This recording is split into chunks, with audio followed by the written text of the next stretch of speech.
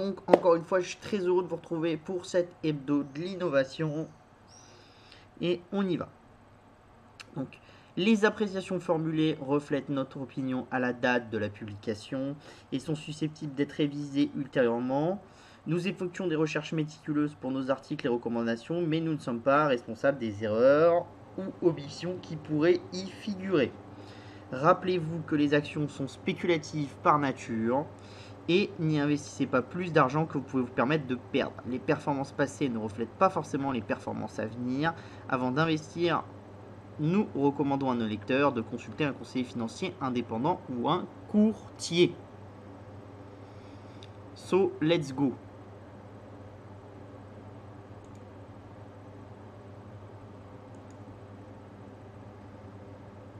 Donc, cette semaine, on commence la livraison par drone, l'exemple de Royal Mail. Alors, vous savez que ça fait quelques années qu'on parle de la livraison par drone.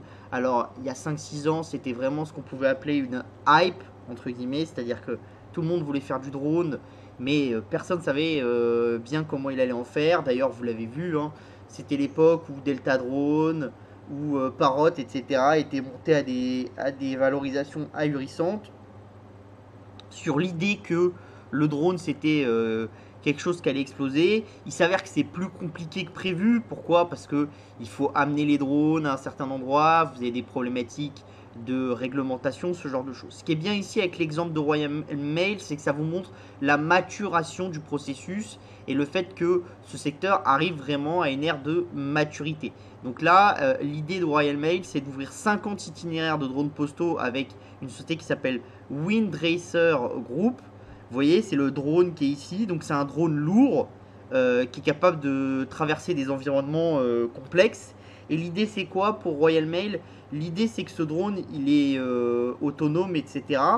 Et en fait on va aller l'amener sur des petites îles anglaises ou sur des endroits de l'Angleterre qui sont assez éloignés du reste, d'accord? Donc ont un coût carbone pour une livraison qui est important parce qu'il y a peu d'habitants, donc y envoyer un gros camion c'est compliqué, parce que sinon il faut y aller par bateau ou directement par avion ou par hélicoptère, et du coup la livraison est beaucoup plus complexe. Donc ça permet à Royal Mail de livrer plus efficacement. Pourquoi? Parce qu'avec un drone lourd comme ça, vous pouvez livrer dans des temps où les ferries ne peuvent pas passer, ce genre de choses. Donc dans des mini tempêtes, le drone passe, le ferry ne passera pas, d'accord? Donc ça c'est un avantage concurrentiel assez important pour le drone lourd. Vous avez aussi un autre avantage, c'est que le coût carbone est beaucoup moins élevé. Bah, ça c'est normal, hein, transporter avec un ferry et transporter avec un drone, c'est pas du tout la même chose, d'accord? Donc voilà. Et l'idée, c'est vraiment de déployer ça avant tout sur 50 nouveaux itinéraires très complexes, d'accord? Vraiment très complexes. Donc des petites îles, des choses comme ça, des choses vraiment pas simples du tout. Et après, de pousser cette chose dans le temps long. Donc pour moi, c'est un bon exemple de ce qui se fait de bien avec les drones en ce moment et de pourquoi est-ce que ces drones-là, c'est une bonne chose. D'accord? Et pourquoi est-ce que il faut surveiller ça? Parce qu'entre guillemets, c'est une première étape, ce passage par des systèmes de drones un peu où vous allez vraiment sur des thématiques complexes pour après aller sur des thématiques plus générales.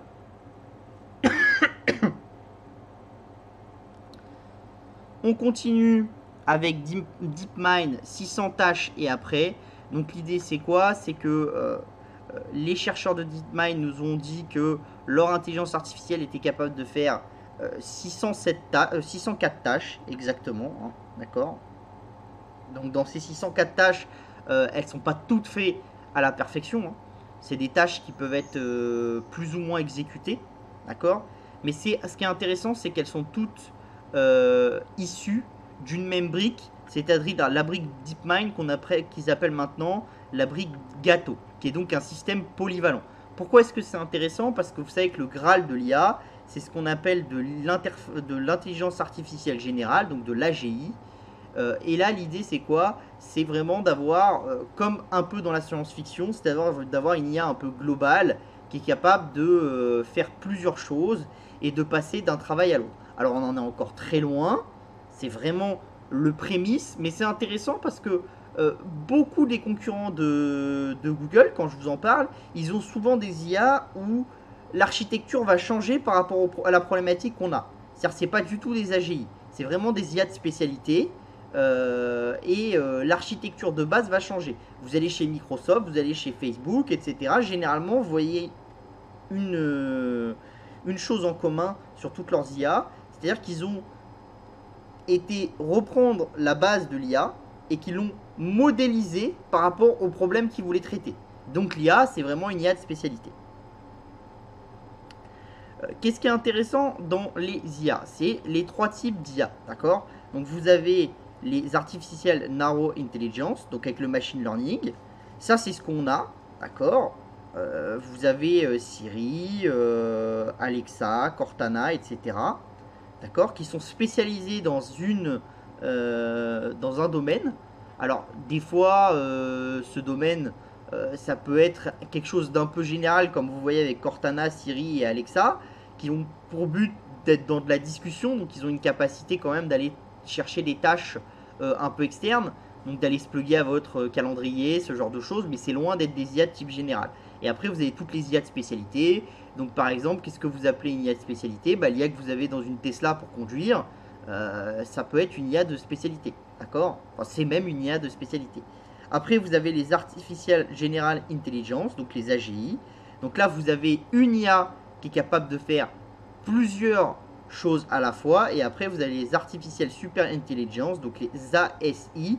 Et là, vous êtes vraiment dans quelque chose d'assez humain. C'est-à-dire que on trouve de manière générale que l'AGI, le but, c'est d'avoir la capacité de réflexion d'un adolescent, ce genre de choses. Et d'avoir une automatisation des choses, un peu comme vous pouvez avoir chez un adolescent. L'ASI, le but, ça serait plutôt d'avoir la capacité de traiter à peu près chaque méthode et chaque chose, d'accord, comme un professeur d'université avec une connaissance très importante. Sachant qu'il y a une grande différence entre l'AGI et l'ASI. Dans l'AGI, il n'y a pas forcément de capacité d'avoir une conscience autonome de l'appareil. Dans l'ASI, il y aurait une capacité d'avoir une conscience autonome de la machine. Donc une capacité d'essayer de définir elle-même ce qui est le bien ou le mal. Alors que dans l'AGI et dans l'ANI, vous êtes vraiment dans un respect de normes qui sont codées, etc. Donc c'est quand même des choses qui sont bien différentes. Mais ce qui est intéressant, c'est que vous voyez déjà qu'on est au tout début de l'ANI et ça disrupte complètement le monde. Et vous commencez déjà à avoir des gens qui vont dans l'AGI.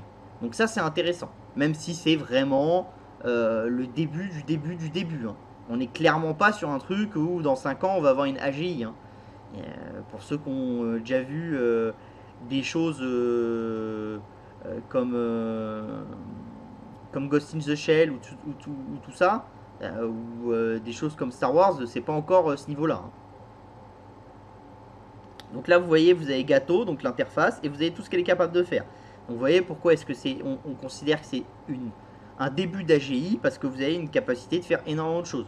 Que ça soit jouer au poker, jouer à des jeux Atari, mener des conversations, définir ce que c'est que certaines images, ce genre de choses. D'accord ? Donc l'idée de Gato, c'est vraiment de prendre accès sur, comme toutes les autres IA, sur des bases de données et d'aller intégrer ça et d'aller créer des nouvelles combinaisons. L'intérêt, ce qui est intéressant dans le côté d'apprentissage de Gato, c'est l'idée que Google essaye de faire en sorte que ce qu'il apprend pour régler un problème, est-ce que ça peut pas lui servir pour en régler un autre? Donc là, c'est intéressant parce que là, vous frottez un petit exemple de ce que c'est que l'AGI. C'est-à-dire, par exemple, votre IA apprend à jouer à un jeu Atari. Est-ce que ça peut pas lui servir pour jouer aux futurs jeux vidéo? En se disant, tiens, les jeux vidéo qui sont dans ce style-là, comme Pong, ils marchent plutôt comme ça. Est-ce que d'autres jeux vidéo qui sont pas édités par Atari, qui n'ont pas forcément le même gameplay que Pong, etc., est-ce que ça peut aider l'intelligence artificielle à le comprendre plus vite et à le master plus vite? Et si oui, c'est quoi les mécanismes? D'accord? Et donc là, vous allez faire des différences entre l'IA qui a déjà été formée, l'IA qui est from scratch, et vous allez essayer de comprendre.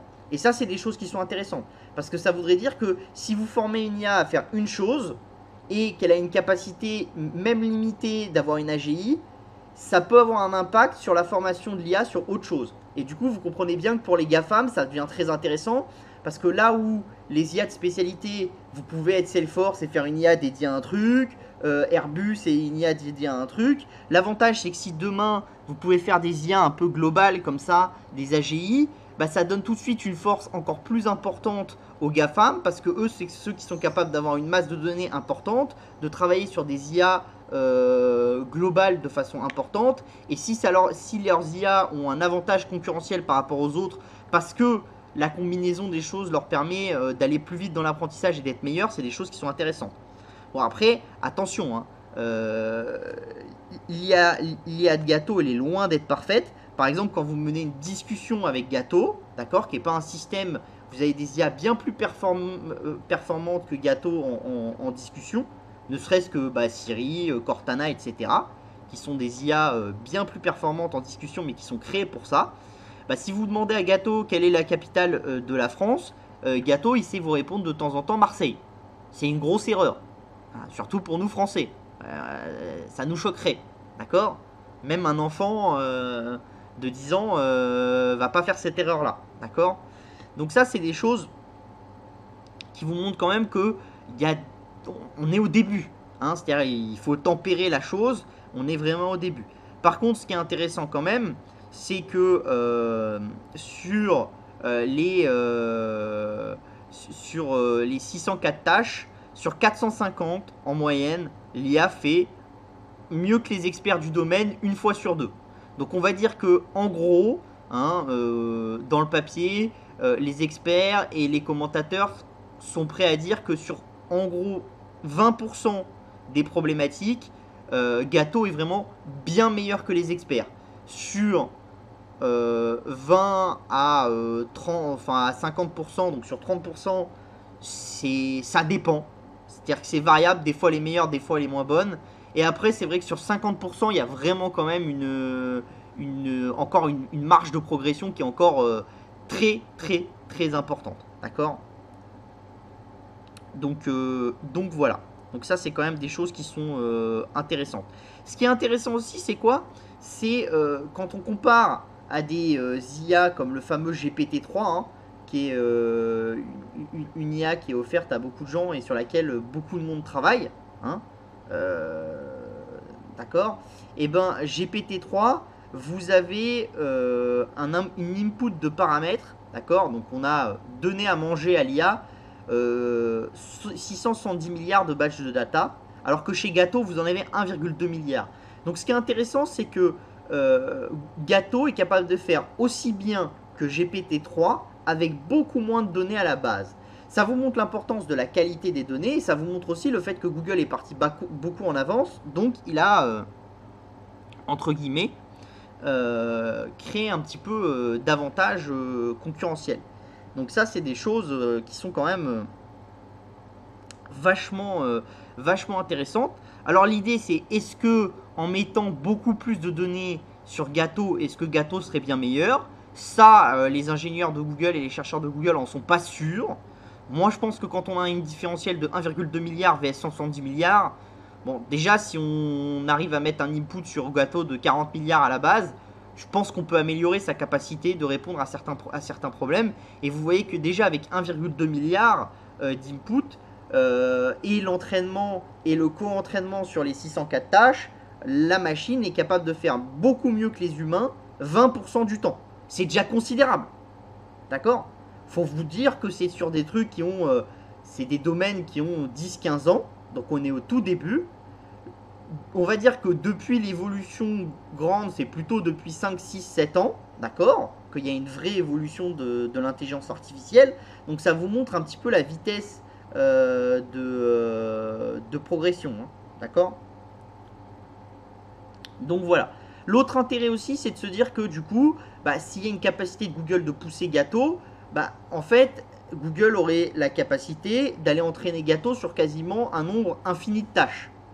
Donc ça c'est très intéressant parce que ça veut dire qu'au niveau business pour Google plus tard, il y aurait des capacités de faire travailler Gâteau sur énormément de choses ou d'apporter la brique technique de Gâteau à énormément de personnes. Vous savez que par exemple, ce qui avantage grandement à l'heure actuelle Microsoft vs Amazon, c'est que sur Azure, d'accord, donc le cloud de Microsoft, la brique d'intelligence artificielle sur laquelle vous pouvez construire des programmes qui vont utiliser l'intelligence artificielle de Microsoft dans le cloud, elles sont quand même très performantes. Donc vous avez beaucoup d'entreprises qui créent du machine learning, etc. chez Microsoft parce que la brique est très très intéressante et ça a donné un nouvel élan à Azure qui est un petit peu plus fort sur ce segment-là que AWS qui était avant le leader incontesté. D'accord? Pourquoi? Parce que AWS de Amazon, ils sont arrivés un peu plus tard sur l'intelligence artificielle cloudifiée et du coup ça leur a posé un peu des problèmes. Là c'est intéressant parce que le cloud de Google est quelque chose qui est assez récent. Avant Google c'était plutôt fermé et ça utilisait ses outils en interne mais ça les vendait pas forcément à d'autres entreprises. Là ils sont en train de rentrer dans ce segment là et ça peut être intéressant parce que s'ils ont une capacité d'importer après Gâteau sur leur cloud et de permettre aux gens d'utiliser Gâteau et de faire en sorte que tout ce que les gens font avec Gâteau entraîne une l'IA globale et que ça serve aux autres, ça peut être vraiment quelque chose de très puissant et ça peut être un business qui peut rapporter énormément d'argent. Donc ça c'est quand même quelque chose d'intéressant. Même si encore une fois, vous avez peu d'entreprises qui construisent tout un business sur une IA cloudifiée. C'est vraiment généralement des trucs un peu précis ou voilà. Mais multiplié par énormément, ça a du sens. Sachant que comme vous le savez, l'importance de votre IA c'est de mettre en relation énormément de données, de mettre en relation énormément de choses ensemble, potentiellement de plugger énormément de logiciels et d'être capable de les faire dialoguer ensemble et d'être capable d'aller prendre de la donnée dans le logiciel A, de l'amener dans le logiciel B, etc.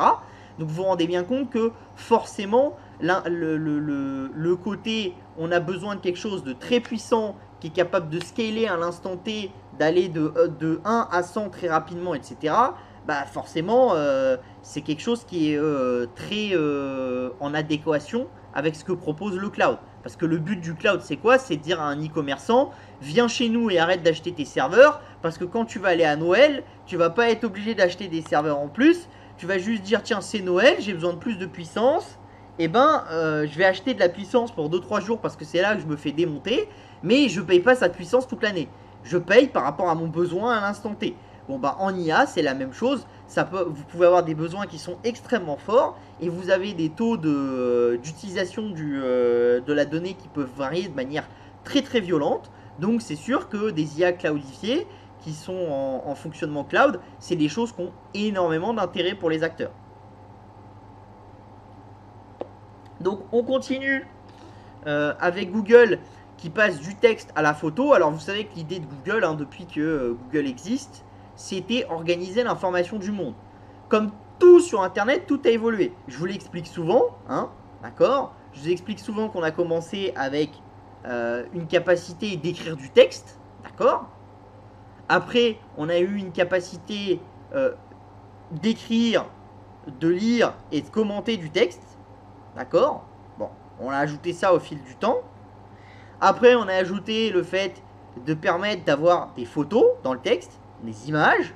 Après, on a amené les vidéos. Après, on a amené d'autres formats de vidéos. On a amené de l'audio. Et on a amené de plus en plus de choses sur Internet. Et on a créé un écosystème qui est bien plus que juste du texte, ce qu'il était il y a une vingtaine d'années. Internet, en 2000, c'était quasiment que du texte et un peu d'images. Dans les années 2010, c'était massivement des images et du texte. Et maintenant, c'est massivement de la vidéo et du texte et des images. D'accord? Donc, c'est des choses qui sont de plus en plus intéressantes. Il faut s'avouer une chose, c'était que Google, c'était un peu old school. C'est-à-dire que ce que vous faites sur Google, c'est quoi? C'est vous arrivez sur google.com, vous tapez vos mots de recherche et vous espérez que Google va trouver. Mais c'est vrai que pour un monde où il y a de plus en plus d'audio et où il y a de plus en plus de vidéos et de plus en plus d'images, c'était un peu compliqué parce que vous ne pouvez pas chercher avec une image, vous ne pouvez pas chercher avec un audio facilement. Enfin, c'est assez complexe, d'accord? On est encore dans Google fait pour l'Internet des années 2000, alors qu'on est dans l'Internet des années 2020. Mais pourquoi? Parce que chercher du texte, c'est extrêmement simple. Chercher de l'audio, de la vidéo ou des images, c'est extrêmement complexe. C'est un tout autre niveau de complexité que chercher du texte en brut. D'accord? C'est pour ça que Google a mis du temps. Et bien, à la récente conférence de Google, ils nous ont montré une nouveauté. Vous voyez, la nouveauté, elle se situe ici. Donc vous voyez, vous avez la barre de recherche pour taper. Vous avez là pour parler à Google et là pour envoyer une image. Et le but, c'est après d'être capable d'ajouter de la vidéo. Et ça, vous allez voir que c'est quelque chose qui commence, etc. et qui est intéressant. Donc, l'idée, ça va être de faire en sorte que quand vous allez envoyer une image, il va être capable de définir, non pas comme avant avec le reverse search, de dire, tiens, ton image, elle est sur tel site. Ça, ils vont améliorer ce système, donc ce qu'on appelle le reverse search. Donc, vous avez une image et vous cherchez un site qui utilise cette image, d'accord? Mais surtout, maintenant, vous allez être capable d'importer une image et de demander ce qu'il y a dans l'image, à quoi ça correspond. Par exemple, vous dites, j'aimerais bien savoir où on peut acheter le t-shirt, et donc vous envoyez l'image à Google, et Google est capable de vous renvoyer sur un site en vous disant, tiens, ça c'est le t-shirt de telle marque, et tu peux l'acheter là. Alors vous vous rendez bien compte que ça a un avantage, c'est que déjà ça ouvre un nouveau champ des possibles dans la publicité. Donc tous ceux qui disaient la publicité en format, comment ça s'appelle, en format écrit, c'était quelque chose qui était un peu dépassé. Et donc, comment Google allait faire pour aller dans le monde d'après, vous vous rendez bien compte que ça, c'est quand même une sacrée nouveauté. D'accord? Et ça va bien plus loin. On va le voir juste après. Là, vous voyez, c'est l'ajout de la vidéo. Donc, en quoi ça consiste? En fait, vous allez dans un rayon, vous mettez en place la vidéo. Alors ça, c'est vraiment le tout début. Donc, je doute que ça marche aussi bien qu'ils nous l'ont montré dans la vidéo. Mais c'est ce qu'ils veulent faire à terme et ça vous montre bien l'idée. Donc, vous allez dans le rayon chocolat, vous voyez, vous avez marqué que vous vouliez que les chocolats qui étaient très bien notés, que les chocolats qui étaient noirs et qui étaient sans cacahuètes. Nut free, c'est cacahuètes, je crois. D'accord? Donc, ce que vous faites, c'est que vous scannez le rayon avec votre téléphone et Google va surligner l'item, va vous mettre en surbrillance l'item qui correspond à votre demande. Parce qu'il a été capable de chercher à travers la vidéo, de reconnaître chaque item dans le rayon et de vous dire, ça c'est le meilleur item. Alors ça c'est très intéressant parce que c'est ce que font des applications un peu comme Yuka, etc. Sauf que Yuka, vous êtes obligé de scanner le QR code, c'est pas forcément facile. Si vous allez dans un magasin, vous êtes déjà rendu compte qu'il y a des gens qui scannent tous les QR codes. C'est quand même long, chiant et complexe. Là, l'avantage, c'est quoi? C'est que vous êtes sur Google, vous avez la capacité de scanner le rayon, et du coup, ça, c'est très puissant. C'est encore plus puissant parce que là, ce que je vous dis souvent, c'est quoi? C'est qu'en fait, pourquoi est-ce que Amazon a réussi à prendre de la part dans la publicité? C'est que ce qu'on appelle le go-to-sell, d'accord? Donc, c'est-à-dire le chemin entre la publicité et la vente réelle du produit où vous avez mis votre carte bleue et passé votre commande, il est très faible. Pourquoi? Parce que vous allez sur Amazon, vous tapez, je sais pas, mais on va dire jouer Playmobil.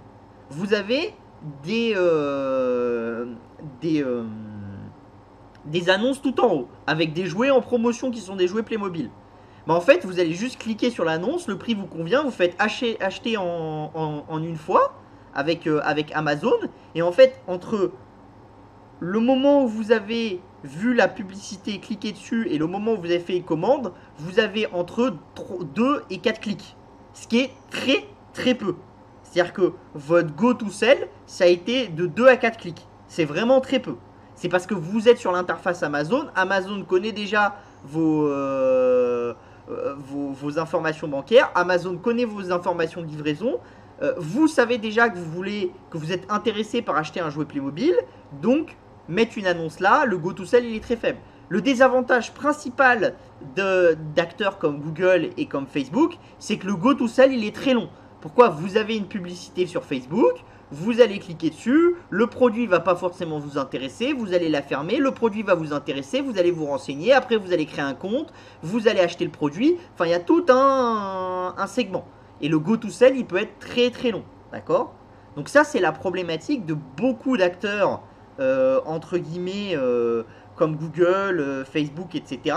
Et c'est encore plus la problématique pour un acteur comme Google, parce que Facebook, avec tout ce qu'il connaît, entre guillemets, sur Instagram, etc., et avec les partenariats qu'il noue avec Shopify et les commerçants, il a essayé de réduire cette brique du go-to-sell en allant de plus en plus vite dans la capacité d'intégrer des sites e-commerce. Donc vous l'avez par exemple avec le bouton shopping sur Instagram, ce genre de choses. Vous faites un Shopify, vous poussez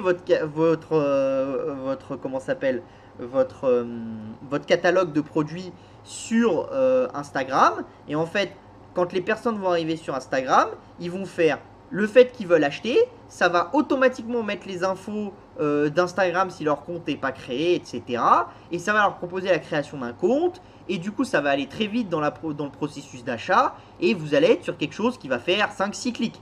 Alors que si vous êtes sur un bouton classique, avec vous tapez un mot sur Google et vous cliquez sur le premier qui est une annonce payante, bah, entre guillemets, normalement c'est entre 10 et 12 clics pour aller jusqu'à la vente.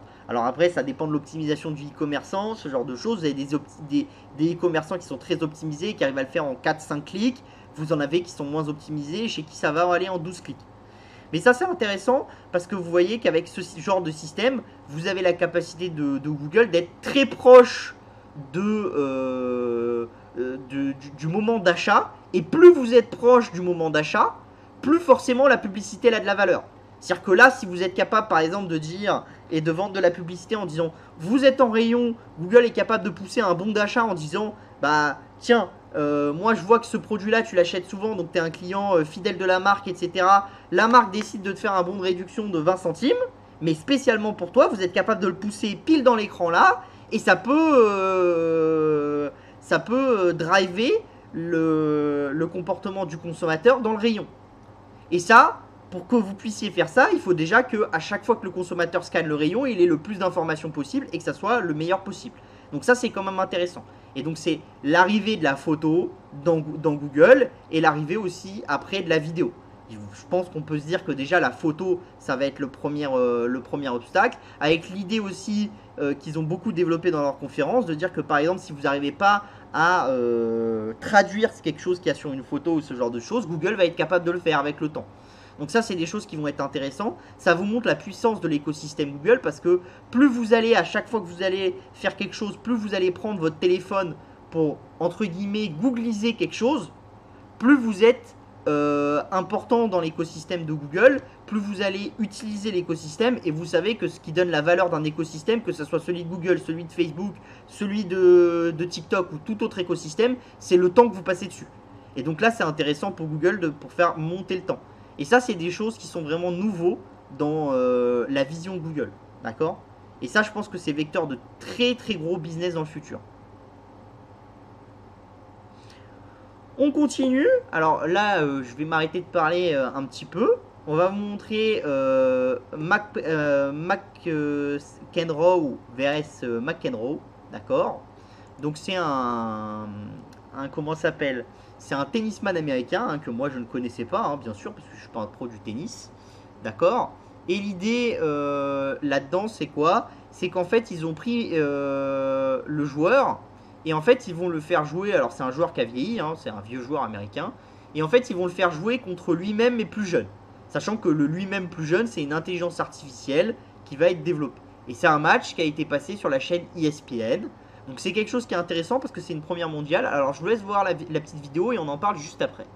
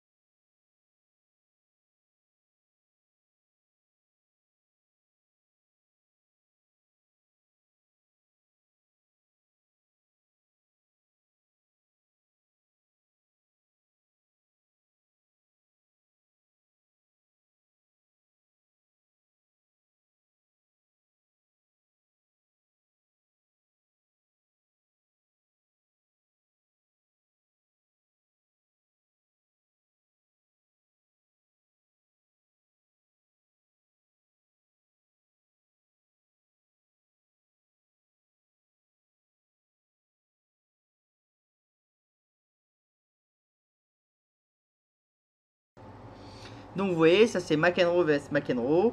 Ce qui est intéressant, c'est quoi? C'est vraiment le fait que ça soit sur une chaîne de sport très connue, ESPN+. Le fait que vous allez recycler quelque chose qui est connu. Pourquoi? Parce que c'est un joueur qui était connu pour beaucoup s'énerver, ce genre de choses. Le fait que vous êtes capable d'entraîner une IA. Et ça vous montre bien les avantages et les grosses évolutions qu'on a fait, que ce soit en AR, en réalité virtuelle, en intelligence artificielle, etc. Et donc ça, c'est des choses qui sont intéressantes, qui ont vraiment beaucoup d'avenir. D'accord? Donc voilà. Donc c'est un match qui n'a pas encore été joué mais qui va être bientôt présenté sur la chaîne ESPN+. Donc ça c'est quelque chose qui est vraiment très très intéressant et c'est une première mondiale. Hein. Donc encore une fois les Américains sont là-dessus. Bon, c'est très très intéressant parce que vous voyez que dans la musique ça s'est déjà fait. On ramène des vieux chanteurs avec des, euh,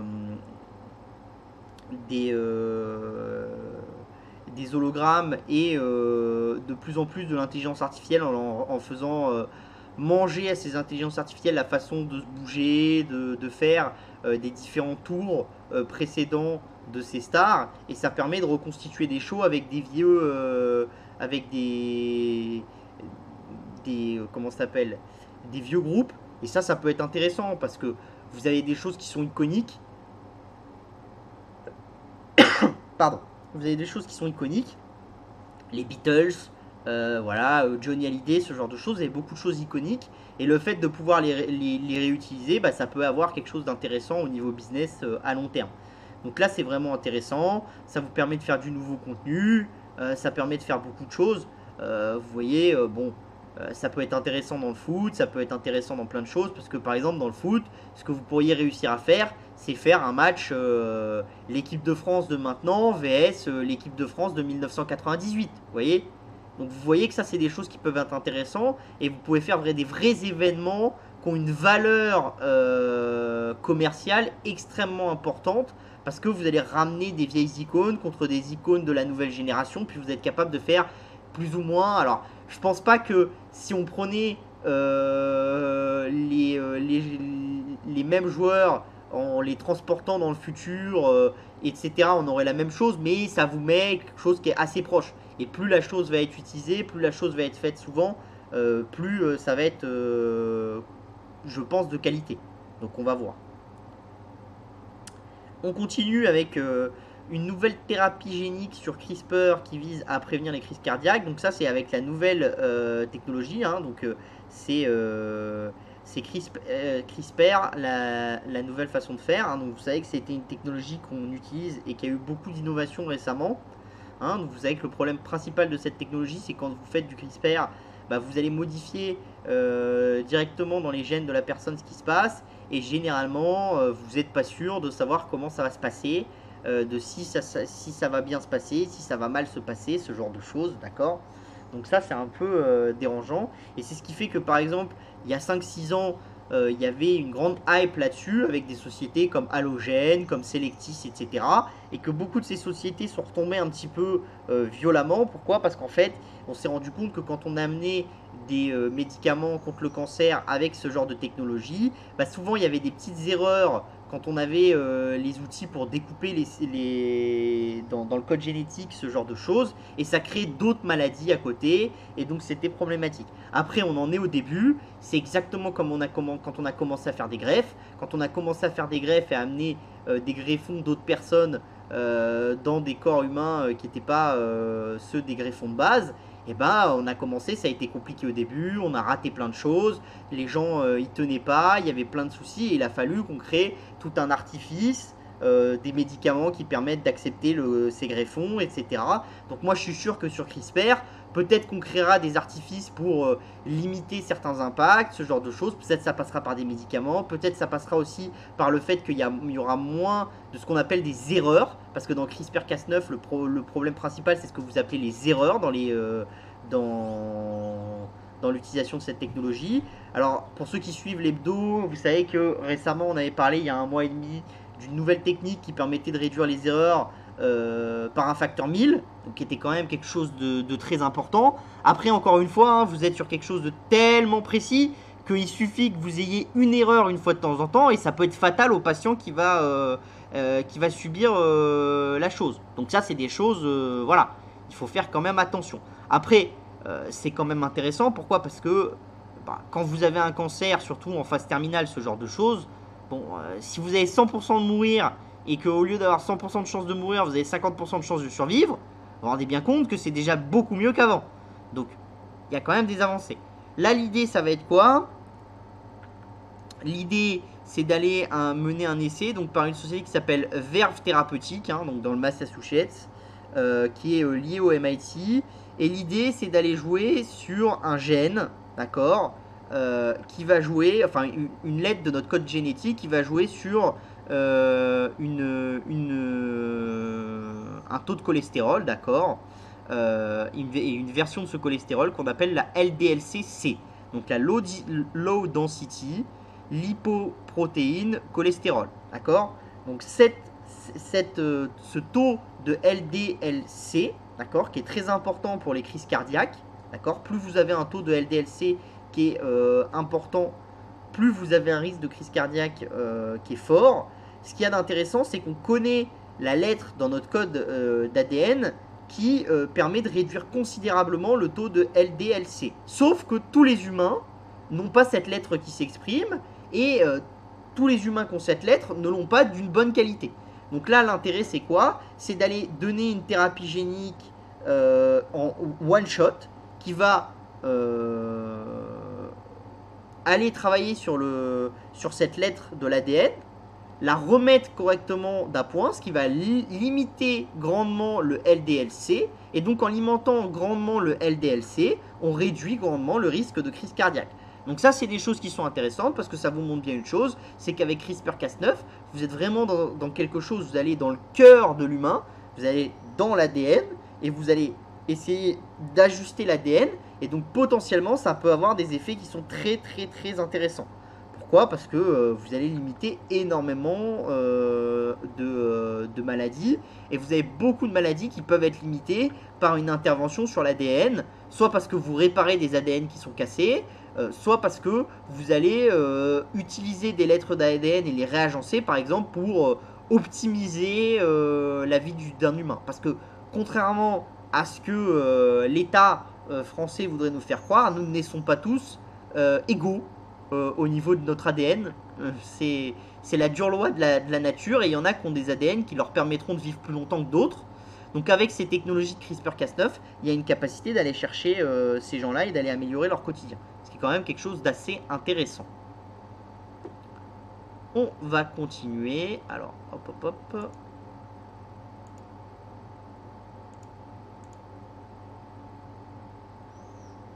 Donc on continue cette semaine avec les cryptos. Donc vous voyez, hein, bon, le Terra USD qui s'est effondré, c'est la fin des haricots pour la blockchain Terra. Hein.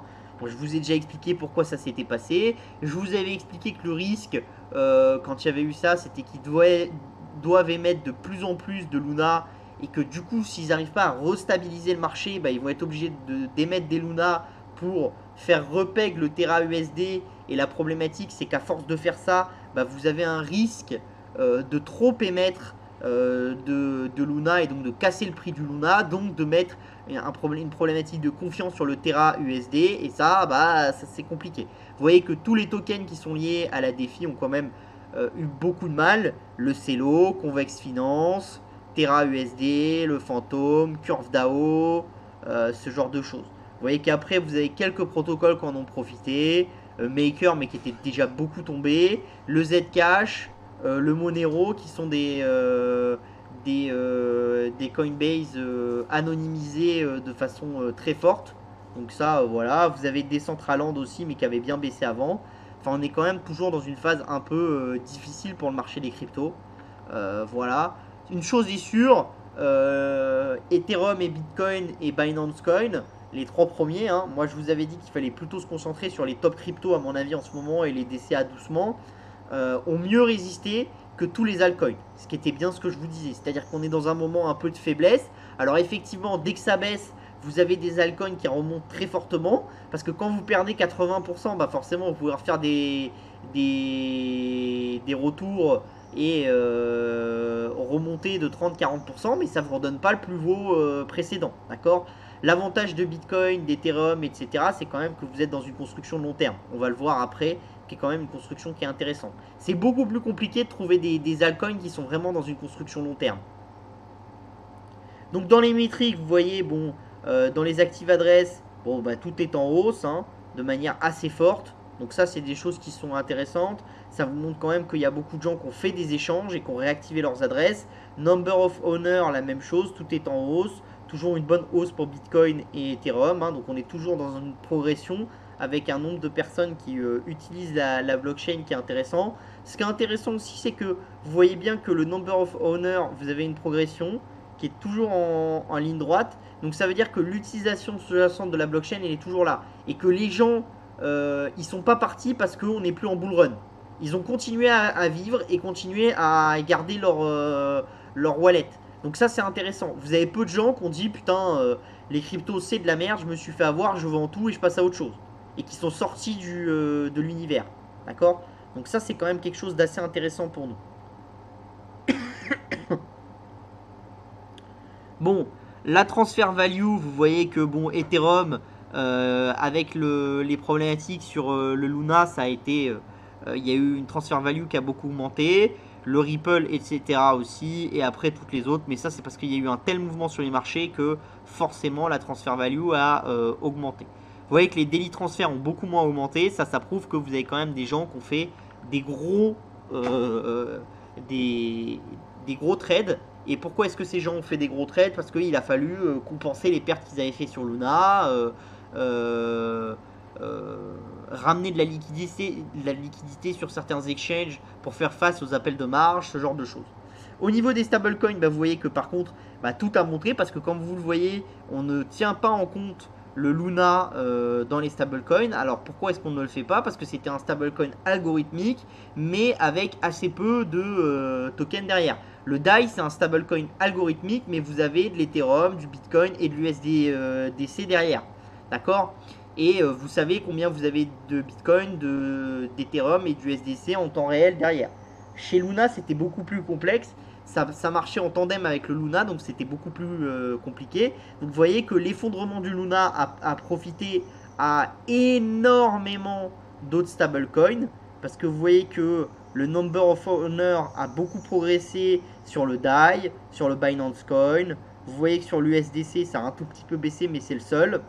Vous voyez que sur le TTR, ça a un peu augmenté. Et vous voyez que par contre, les adresses actives ont beaucoup augmenté. Pourquoi? Parce que vous avez eu une très forte hausse du transfert. Pourquoi? Parce que vous avez des gens qui ont cherché à sortir du marché à cause du Luna, etc. En se disant, ça va être la crise sur le marché des cryptos, il me faut des stablecoins solides.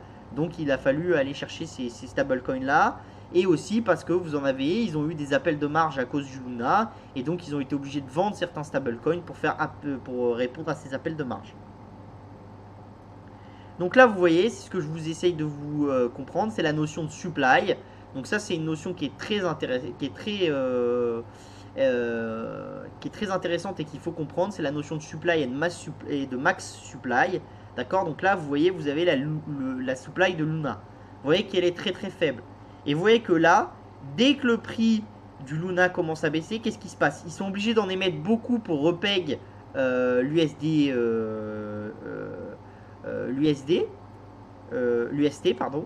D'accord? Et donc, comme ils sont obligés d'émettre beaucoup de Luna, ils font exploser le nombre de Luna qui sont émis.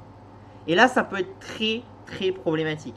Parce que ça veut dire que même si demain la blockchain Luna redevient bien, vous n'avez aucun moyen de voir le prix du Luna revenir à 100 $. Pourquoi? Parce que comme on en a émis quasiment 1000 fois plus qu'avant, ça veut dire que même si on revenait à 100 $, la capitalisation totale du Luna serait 1000 fois supérieure à ce qu'elle était à l'époque là. Donc ça c'est problématique. Et c'est ce que vous cherchez à éviter. C'est des choses qui vous diluent beaucoup trop. Et dans le monde des cryptos, c'est exactement la même chose que dans le monde de la bourse. D'accord? Donc vous cherchez à tout prix à éviter des systèmes qui vont trop vous diluer. Et donc pour ça, il faut que vous fassiez attention à la notion de supply. Donc par exemple, vous avez des supplies illimités. C'était un peu le cas du Luna ou c'est le cas de Ethereum. D'accord? C'est-à-dire que vous n'avez pas de limite de supply. Par contre, La chose qui est bien chez Ethereum, c'est qu'ils se sont rendus compte de ce problème-là et ils sont passés avec une notion de burn quand l'utilisation de la chaîne est trop importante. Et du coup, ça permet de limiter la hausse de la supply dans le temps et l'inflation de la supply est très très légère dans le temps. Donc si votre utilisation de la blockchain augmente, elle va largement compenser l'inflation de la supply. Chez Bitcoin, vous êtes limité. Vous avez un certain nombre de tokens. D'accord? Sachant que quand vous prenez Ethereum qui a une inflation qui est très faible, on commente aussi autrement l'inflation d'Ethereum. C'est un deuxième commentaire. On part du principe qu'il y a toujours des tokens qui sont perdus. D'accord? Et donc ce qu'il faut que vous compreniez, c'est que dans Ethereum, vous avez le burn propre à la chaîne d'Ethereum, plus les tokens qui sont perdus. Et on part du principe que les deux ensemble font que l'inflation réelle de la chaîne Ethereum est proche du nul, voire légèrement négatif. Parce que vous avez beaucoup de gens qui perdent des tokens et parce que vous avez des tokens qui sont brûlés. Alors après, ça évoluera dans le temps par rapport à l'utilisation de la chaîne. D'accord? Donc ça, c'est important. C'est important pourquoi? Parce que si on revient ici, par exemple, vous avez un protocole qui est connu qui s'appelle le Curve DAO. C'est un protocole que beaucoup de gens aiment, dont moi, hein, parce que c'est un protocole qui a du sens. Par contre, qu'est-ce qui est problématique sur le Curve DAO? C'est que vous avez moins de 10% des tokens qui ont été émis. Donc ça, c'est un problème parce que vous vous dites que s'il y a une couille dans l'écosystème du DAO, ce que pourrait faire la team, c'est émettre massivement du DAO pour essayer de sauver les meubles, et du coup, ça pourrait faire perdre toute sa valeur au token. Et donc ça, c'est quand même un risque qu'il faut avoir en tête quand vous investissez. Alors que quand vous êtes sur un protocole qui a émis 80% des tokens qu'il pouvait émettre, vous êtes déjà un peu plus sécurisé. Alors certes, certains me diraient, oui, mais Arthur, tu sais bien une chose, c'est que quand on est en phase d'hypercroissance, on émet des actifs pour investir dans cette croissance. Je suis d'accord avec vous. Une société qui est en forte croissance, elle va émettre des actions pour payer cette croissance et avoir du cash. Dans le monde de la blockchain, c'est la même chose. Ok, mais il faut quand même que vous ayez une limite. C'est-à-dire que si vous investissez sur un projet où il y a 2% de la supply qui a été émise, ça peut poser des problèmes à long terme. Sauf si la supply ne peut être émise que par exemple, vous pouvez avoir une émission maximale que de 10% de la supply actuelle tous les 9 mois. Vous avez des protocoles qui fonctionnent comme ça. Et donc ça vous sécurise. C'est-à-dire que si par exemple, vous pouvez émettre que 10% de la supply qui circule tous les 9 mois, ça veut dire que votre dilution, c'est maximum 10% tous les 9 mois. Même s'il y a une grosse couille sur le réseau, ils ne pourront pas émettre plus. D'accord? On a aussi cette semaine le nombre de développeurs. Donc vous voyez, ça c'est depuis le lancement et vous avez le nombre de développeurs qui travaillent sur la chaîne. Donc vous voyez, Bitcoin c'est une chaîne avec très peu de développeurs et très peu de produits qui sont construits par-dessus. Vous voyez bien que par contre Ethereum c'est quelque chose de très très fort. Et ce qui est intéressant c'est que vous voyez les autres chaînes et vous voyez qu'il y a des chaînes qui vont plus vite que d'autres. Vous voyez que Cardano, Tezos, Polygon, NIR vont moins vite que Ethereum depuis le lancement. C'est-à-dire ça c'est... on prend le lancement de la chaîne et on met les jours après. Donc vous voyez là on est 2800 jours après Ethereum. Pour Cardano on est un peu moins de 2000 jours et vous voyez que le nombre de développeurs est beaucoup moins important. Par contre ce qui est intéressant c'est que vous voyez que sur certaines chaînes vous avez des courbes de croissance qui sont plus intéressantes que sur Ethereum. Typiquement vous avez Solana qui est légèrement mieux qu'Ethereum, mais très légèrement mieux. Vous avez Avalanche qui est légèrement mieux aussi et vous avez la BSC qui est légèrement mieux aussi. D'accord? Donc ça c'est intéressant parce que ça veut dire que derrière les gens ils aiment ces blockchains, ils y trouvent du sens et il y a des choses qui sont intéressantes. Après attention, par exemple vous voyez que sur la BSC il y a eu un très fort engouement au début. C'est normal parce que c'est la blockchain de Binance, donc tout le monde s'est dit que Binance allait la soutenir et donc c'était beaucoup plus l'évangélisation des développeurs à faire était plus compliquée pour Ethereum au lancement que pour la BSC au lancement. Par contre vous voyez que depuis que les 400 jours sont passés, la chaîne elle progresse quasiment plus. Le nombre de développeurs sur la chaîne progresse quasiment plus. Donc la question c'est est-ce que va y avoir une capacité de refaire progresser ça? Vous voyez qu'Avalanche c'est un peu la même chose. Ça a commencé à être un peu mieux que Ethereum. Ethereum du jour 800 au jour 1200 ça avait assez peu progressé hein, parce qu'on était passé de quasiment 400 développeurs à on va dire 500. D'accord? Bon, bah vous voyez que Avalanche a un peu le même problème. Vous voyez que Solana c'est un petit peu pareil. au bout de 1300 jours de développement, vous voyez qu'il y a un petit setback qui fait revenir la blockchain. Alors, ce qui va être intéressant, c'est que Ethereum a eu du mal entre le jour 1800 et le jour 2200. D'accord? Ici. La croissance a été assez faible. Donc, ce qui va être intéressant, c'est de voir l'évolution de la croissance. Ce qui est intéressant aussi, c'est que Bitcoin, qui avait très peu de développeurs, depuis le jour 2800, vous voyez qu'il y a une forte hausse du nombre de développeurs. Et ça, c'est intéressant parce que si on arrive à construire des produits sur une blockchain aussi puissante et aussi importante dans l'écosystème que Bitcoin, donc c'est tout ce qu'on appelle les Lightning Network, ce genre de choses qui permettent de faire des transactions très rapides, ça peut être très intéressant et on peut avoir des choses qui sont vraiment très très puissantes. D'accord? Mais vous voyez qu'on est quand même très loin de ce que fait Ethereum. D'accord? Vous avez la banque centrale indienne qui met en garde contre la dollarisation de l'économie indienne. Donc ça, je vous en parle depuis longtemps. Donc c'est la RBI. Donc vous avez le commentaire d'un des grands chefs de la RBI, hein, donc d'un des membres du board de la RBI. Almost all cryptocurrency are dollar denominated and issued by foreign private entity. It may eventually lead to dollarization of part of our economy, which will be against the country's sovereign interest. Donc ça, c'est ce que je vous dis depuis longtemps.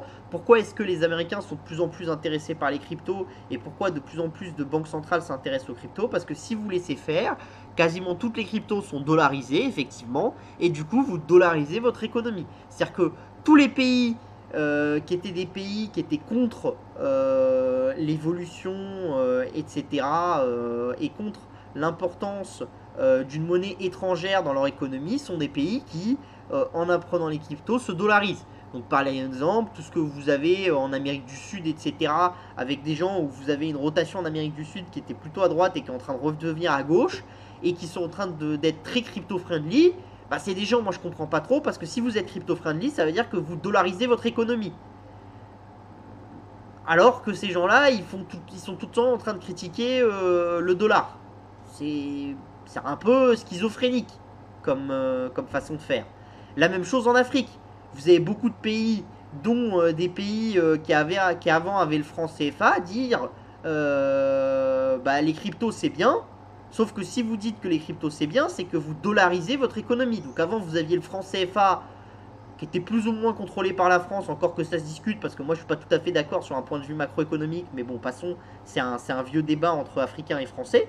Mais si vous mettez avant tout des cryptos en avant, bah vous dollarisez votre économie, donc vous êtes sensible au dollar. Donc je vois pas trop la différence. C'est à peu près la même chose. Sauf que l'avantage pour l'économie, c'est que dans tous ces pays où les gens n'ont pas forcément confiance en la banque centrale et où ils vont pas forcément avoir confiance en le franc CFA, ce genre de choses, parce qu'il est quand même contrôlé par les banques centrales locales, ça peut poser des problèmes. C'était d'ailleurs pour ça qu'on avait fait le franc CFA, c'était parce que comme ça c'était contrôlé en partie par la Banque de France, qui limitait le fait que les pays pouvaient s'amuser à faire de l'inflation monétaire dans tous les sens. On connaît la méthode de gestion africaine, hein. On émet de la monnaie ad vitam aeternam, sauf que quand vous vous appelez l'Europe, la Banque Centrale Européenne, les Américains, les Japonais ou les Indiens, ou les Chinois, vous avez une telle puissance macroéconomique qu'entre guillemets, même si vous émettez beaucoup de valeur, tout le monde veut votre monnaie, donc votre monnaie elle a toujours de la valeur. Par contre, si vous êtes un petit pays avec juste vos habitants qui veulent de votre monnaie, si vous commencez à trop créer de monnaie, bah, la monnaie perd de sa valeur de manière très très importante. C'est ce que vous voyez dans beaucoup de pays en développement à l'heure actuelle. D'accord? Donc ça c'est quand même... Alors après on peut juger que c'est... voilà, des gens de gauche me diraient que c'est une honte parce que y a un avantage concurrentiel incroyable pour les banques centrales du G7 vs les banques centrales des pays émergents. Parce que les banques centrales du G7 peuvent s'amuser à émettre de la monnaie quasiment ad vitam aeternam sans que la monnaie s'effondre. Or, les monnaies, les pays en développement peuvent pas s'amuser à faire ça. Malheureusement, c'est comme ça, d'accord ? Malheureusement, c'est comme ça. Mais vous voyez, l'intérêt des CBDC et de ce genre de choses, c'est que si vous n'êtes pas capable de mettre en place votre propre écosystème crypto chez vous, vous allez importer l'écosystème des autres. Et donc, ça va donner un pouvoir très fort aux choses.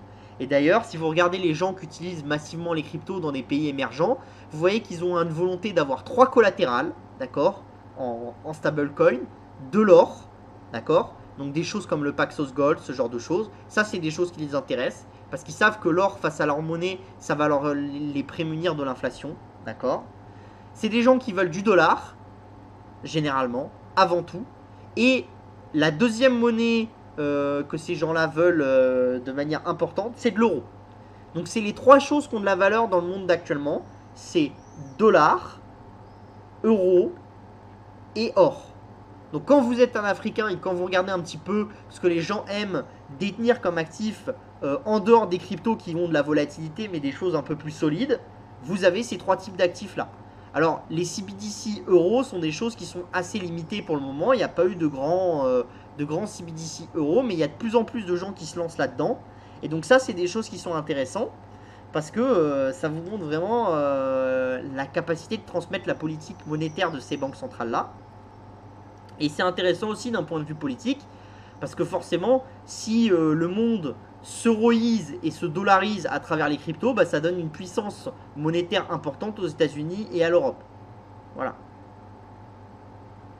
Bon, on continue avec Xi Jinping qui est mis à l'amende par ses mineurs. Donc vous vous souvenez, hein, la Chine en 2019 c'était le gros mineur de Bitcoin. Vous vous souvenez, en mai en 2021, il y a eu durant l'été le gros craquage des Chinois avec il faut limiter les policiers allaient chercher les fermes de minage, allaient détruire les opérations, ce genre de choses.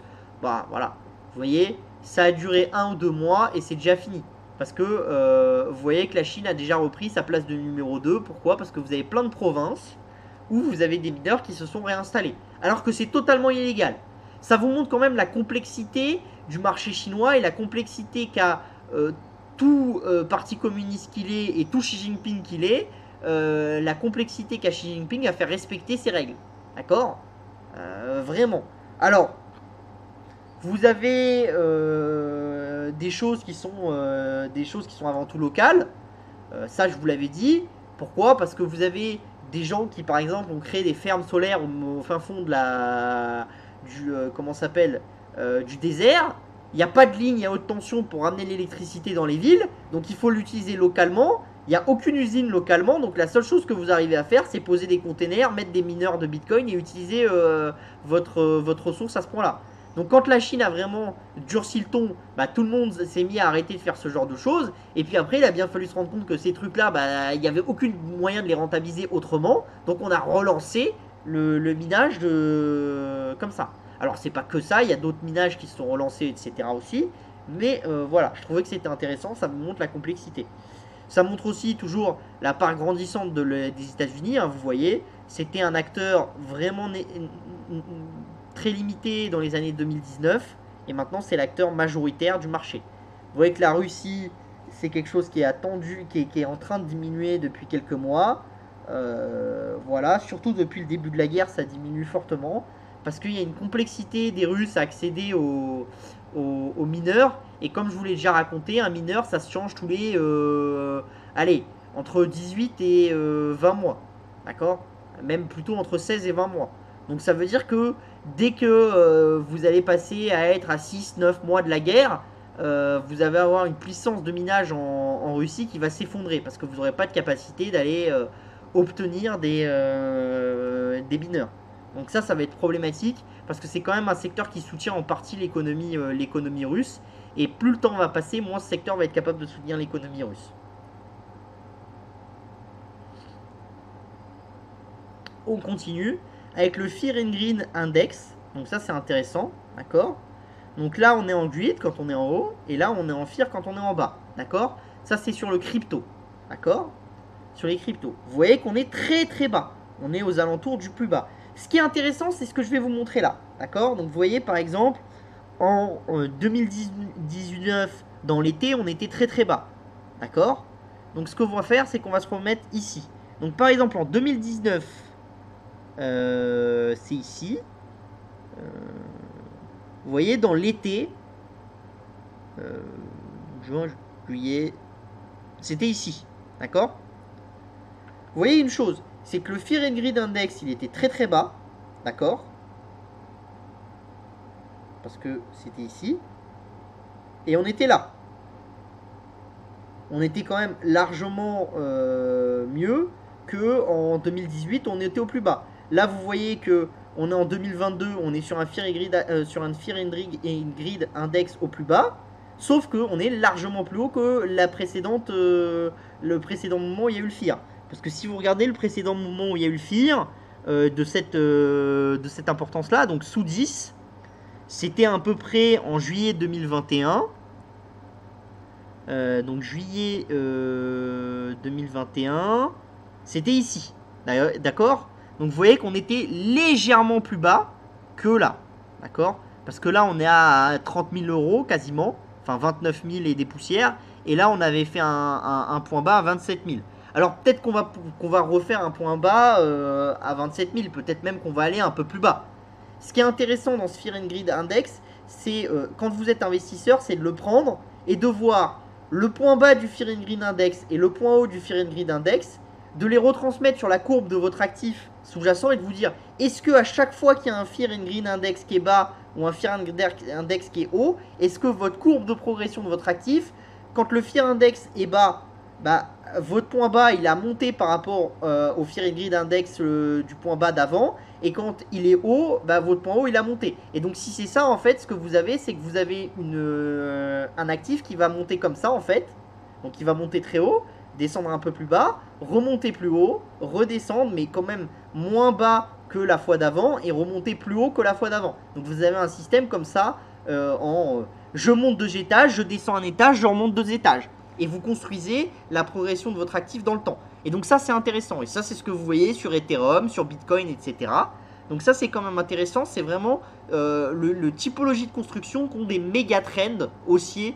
Des sociétés qui sont dans des méga trends se construisent généralement comme ça. C'est très difficile d'avoir un trend en ligne droite. Généralement vous avez toujours des moments où ça va en marche arrière. Mais ce qui vous intéresse c'est savoir où s'arrête la marche arrière. Et est-ce qu'à chaque fois qu'on va en marche arrière on est quand même plus haut que la fois d'avant. Et quand vous commencez à voir des choses où à chaque fois qu'il y a une marche arrière, on va toujours plus bas que la fois d'avant, là il faut vous méfier parce que ça peut vouloir dire que l'actif, il est quand même pas très solide. D'accord? Donc ce que vous voyez, c'est que si vous faites ce Fear and Greed Index sur les altcoins, vous avez beaucoup d'altcoins qui sont pas aussi forts que les top crypto. Et donc c'est pour ça que moi je vous encourage plutôt à aller sur les top crypto. En tant qu'acheteur de long terme. C'est-à-dire, nous, on ne fait pas du trading. Si vous faites du trading, encore une fois, vous allez chez Evité, vous allez suivre Rodolphe et tout ça. Il fait ça très bien. C'est un mec extrêmement performant, mais on ne fait pas le même métier. D'accord? Bon. Vous avez le G7 cette semaine dans Parlons Crypto, hein, avec Monsieur Villeroy, donc le gouverneur de la Banque de France, qui a dit qu'ils allaient réglementer et discuter de la réglementation des crypto-monnaies. Alors, il nous a fait le petit speech en nous disant que la faiblesse de l'USD et du Luna avait été un appel au réveil pour les banquiers centraux. Donc voilà, donc ça il va falloir voir un petit peu les réglementations que vont mettre en place les États. Après, comme je vous le dis, une chose est sûre, aussi bien l'Europe que les États-Unis n'ont pas d'intérêt à casser le monde des cryptos parce que comme je vous l'ai dit, c'est un super vecteur de puissance monétaire pour les États-Unis et l'Europe parce que c'est un vecteur de dollarisation et d'eurosisation des pays tiers. Et donc ça c'est très très intéressant, surtout si vous avez un CBDC qui prend la place des stablecoins, parce que ça veut dire que du coup la banque centrale pourra dire bah écoutez, on n'est plus d'accord avec ce qui se passe au Venezuela et tout, donc tous les stablecoins dollars etc. les Vénézuéliens peuvent plus les utiliser, ou vous pouvez les utiliser mais qu'à hauteur de 10 dollars par jour ou 20 dollars par jour. Donc du coup vous allez limiter les capacités de dépense des hautes fortunes de ces pays là, et du coup bah là ça peut avoir des gros impacts et entre guillemets vous gagnez de la puissance monétaire sur les autres. Alors qu'entre guillemets c'est beaucoup plus compliqué d'aller, si des pays ont importé des billets, donc des dollars, c'est beaucoup plus difficile pour la Banque Centrale Américaine de savoir quel est le numéro de série de ces dollars et d'aller dire à tout le monde que ces dollars là ils ont plus de valeur. C'est vraiment quelque chose de très compliqué, d'accord? C'est pour ça qu'on part du principe que aussi dans beaucoup de pays qui sont dollarisés, vous avez un taux de faux billets qui est très important, surtout en Amérique latine par exemple. Pourquoi? Parce que comme vous n'êtes pas sur des pays qui sont gérés scrupuleusement par la Fed, bah les banques centrales de ces pays-là ont plus de mal à définir qu'est-ce qu'est de la vraie monnaie et de la fausse monnaie sur des monnaies qui ne sont pas la leur. Et du coup, ça fait que les taux de fausses monnaies qui circulent, ils peuvent être importants. Ce qui peut créer de l'inflation. Parce que les gens sont au courant que de la fausse monnaie circule dans les billets de dollars ou ce genre de choses. Donc, vous finissez par avoir une économie qui peut se scléroser et ça, c'est problématique. Et avec les CBDC, vous avez moins ce risque-là. Parce que la banque centrale a une puissance dans un pays qui n'est pas forcément le sien. Donc par contre, ça veut dire que vous enlevez de la puissance de manière considérable à des banques centrales tiers, surtout les banques centrales des pays émergents. Donc il y a un plus et il y a un moins. Il y a Spotify qui s'est lancé dans le grand bain des NFT en disant que les musiciens allaient pouvoir mettre des NFT sur leur profil. D'accord. Et si c'était bien vu, etc., bah, il y aurait une capacité d'avoir une intégration globale. Donc l'idée par exemple qui peut être intéressante, c'est de dire si vous achetez le CD en mode collector pour avoir le collector, vous avez accès à un NFT qui vous donne accès par exemple, je sais pas, mais à un live spécial enregistré par l'artiste, ce genre de choses. Donc les modèles de monétisation que vous pouvez faire avec des NFT, ils sont quand même intéressants. Et leur intégration dans la plateforme de Spotify, ça peut être quelque chose qui est très très intéressant.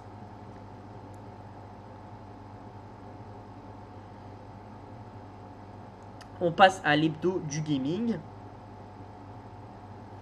Donc le marché du mobile gaming au Q1. Donc au premier trimestre, les jeux mobiles mondiaux ont amassé 21,2 milliards de chiffre d'affaires, une baisse de 6%. Vous voyez que la majorité des joueurs, ils sont quand même sur Google Play. Vous voyez que le numéro 1, c'est toujours Garena Free Fire, avec après Subway Surfer, puis Merge Master, puis Roblox, puis Candy Crush, puis PUBG Mobile, ce genre de choses. D'accord? Aux États-Unis, la décroissance a été un peu plus forte. Donc globalement, dans tous les pays développés qui avaient fait face à des procédures de lockdown assez fortes, vous avez une baisse de la consommation qui est un peu plus forte que dans certains pays en développement. Donc aux États-Unis, c'est une baisse de 10% à 6 milliards sur le trimestre. D'accord? Par contre, ce qui s'est passé et qui est intéressant à comprendre, c'est que, entre guillemets, cette baisse, elle a été plus forte sur toutes les applications qui ne sont pas dans le top 30 que sur les applications qui sont dans le top 30. C'est-à-dire que les plus gros jeux captent une part encore plus importante qu'avant du chiffre d'affaires total du secteur. Donc ça, c'est toujours la même idée, c'est un petit nombre d'acteurs ont de plus en plus d'importance dans le secteur. La même chose dans le secteur du jeu vidéo mobile en taille réelle. Donc là, vous êtes sur la nouvelle étude de Newzoo. Donc vous avez en gros 60% du secteur du jeu vidéo, d'accord, qui est détenu par 10 acteurs. Donc vous voyez, là vous avez les acteurs, donc Tencent, Sony, Apple, Microsoft, Google, NetEase, Activision, Nintendo, Electronic Arts, Limited. D'accord. Donc ce que vous voyez, c'est quoi? C'est que les acteurs, alors Apple et Google, c'est parce qu'ils tirent des revenus des dépenses des jeux mobiles, ici, d'accord. Vous les voyez progresser. Sony, Tencent, Microsoft, etc., c'est parce qu'il y a vraiment des fortes hausses. D'accord. Vous voyez que globalement, tous les acteurs sont en forte hausse. Et vous voyez que si vous prenez en gros les GAFAM, d'accord, donc que vous mettez Tencent, Sony, Apple, Microsoft et Google et que vous ajoutez Activision Blizzard qui va faire partie de Microsoft, vous atteignez plus de 50% du marché. Donc ça veut dire qu'en fait, avec 5 acteurs, vous avez quasiment 50% du marché du jeu vidéo. C'est un marché qui est plus important que le marché de la télévision, le marché de la musique et le marché des séries réunis. C'est un marché qui est colossal. Ça vous montre toute l'idée que je vous développe dans des services comme UTech Insider ou comme comment s'appelle, ou comme Elephant Investing. C'est l'idée qu'on est de plus en plus dans des oligopoles. Qu'est-ce que c'est les oligopoles? C'est un nombre restreint d'acteurs qui obtiennent une force très très importante sur le marché. D'accord? Donc ça, c'est quelque chose d'assez important. D'accord? Vraiment très très très important. Donc ça, c'est des choses qu'il va falloir avoir en tête. Et vous voyez d'ailleurs que pour Microsoft, c'est quand même quelque chose de très intéressant parce qu'en rachetant Activision Blizzard, ils vont devenir deuxième devant Sony, alors qu'ils étaient derrière Apple. Donc ça, c'est quand même quelque chose d'intéressant. Vous voyez quand même que Tencent, c'est pareil. quand les gens disent mais est-ce que la CFTC va autoriser le rachat de Activision par Microsoft? Ce qu'il faut bien se dire, c'est que vous êtes dans un combat entre Microsoft et Tencent. Et donc ce que Microsoft va mettre en avant, c'est au niveau du gouvernement au niveau du gouvernement américain, en disant Tencent acquiert de plus en plus de gens, faut que nous on fasse la même chose, sinon on va être distancé. Et donc si vous nous permettez d'acquérir Activision Blizzard, on recolle avec Tencent. Et donc là c'est intéressant. Et donc vous avez un mécanisme qui est intéressant, c'est que ces oligopoles, ils sont aussi aidés par leur gouvernement, parce qu'il y a une fonction de si vous aidez pas vos oligopoles locaux, vous allez être distancé par un oligopole international d'un autre pays. Donc vous avez vocation à aider vos propres géants. Et c'est pour ça que tous les gens qui disent les Américains, ils vont découper Sony, Apple, Microsoft et compagnie, c'est pas sûr. Parce que si les Américains le font, il faut que les Chinois le fassent. Sinon, c'est donner une grosse avance aux Chinois. Et ça, les Américains, ils vont pas vouloir le faire. Et donc, vous vous rendez bien compte que vous êtes un peu dans le même problème que la fiscalité. C'est-à-dire que soit tout le monde fait le chemin vers la même fiscalité, soit sinon, chaque acteur va essayer de tirer un peu la serviette à lui.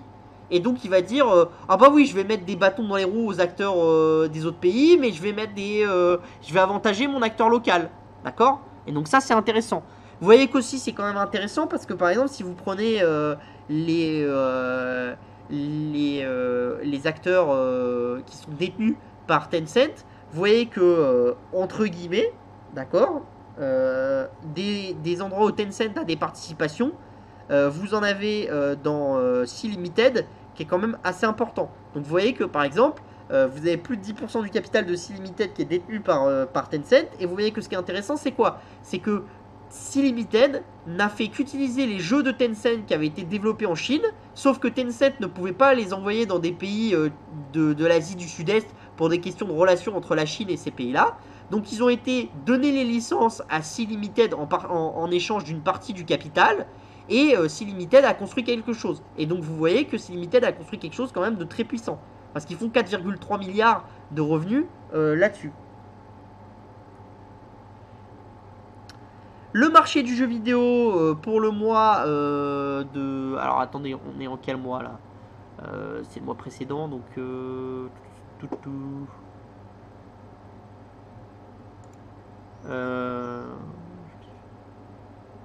Non, pour avril, pardon. Je suis un peu perdu.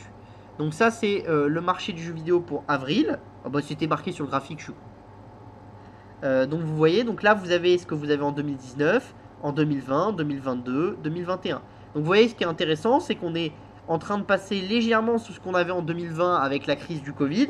Par contre, vous voyez quand même qu'on est largement au-dessus de ce qu'on avait en 2019. Sachant qu'en 2019, on avait un pipeline de lancement de jeux, de consoles, etc. qui était important, ce qu'on n'avait pas en 2020. Et ce qu'on n'a pas en 2022. Pardon. En 2022, le catalogue, il est quand même assez pauvre en jeux lancés. Donc ça drive aussi le marché. Donc ça, c'est quelque chose d'intéressant. Donc aux États-Unis, par rapport à 2021, on est en baisse de 8%. Sachant que 2021, c'était vraiment le pic, d'accord? Sauf sur la fin de 2020 avec le lancement de la PlayStation et de la Xbox, mais qui a du coup un peu truqué les données de novembre et décembre de ces années-là. Donc ce qui est intéressant, c'est vraiment de se dire, ok, le Covid, ça a propulsé le secteur du jeu vidéo. Vous voyez que vous êtes passé en gros de ici, la courbe qui est là, à quelque chose qui est une courbe qui est au-dessus d'ici, d'accord? Donc on a monté un rang. Mais ce qui va être intéressant, c'est de se dire, bon, maintenant, on est arrivé à ce rang-là, on l'a monté, c'est de pas redescendre au rang précédent de 2019 et de repartir dans une phase d'accélération. Mais forcément, on va avoir un an et demi, où on va digérer cette croissance du Covid. Donc je pense que 2022, on va digérer cette croissance encore plus par le fait que beaucoup de jeux ont été retardés cette année, ce qui va du coup limiter les dépenses des joueurs. Et à mon avis, en 2023, on va repartir un peu plus dans un secteur expansionniste pour le secteur du jeu vidéo.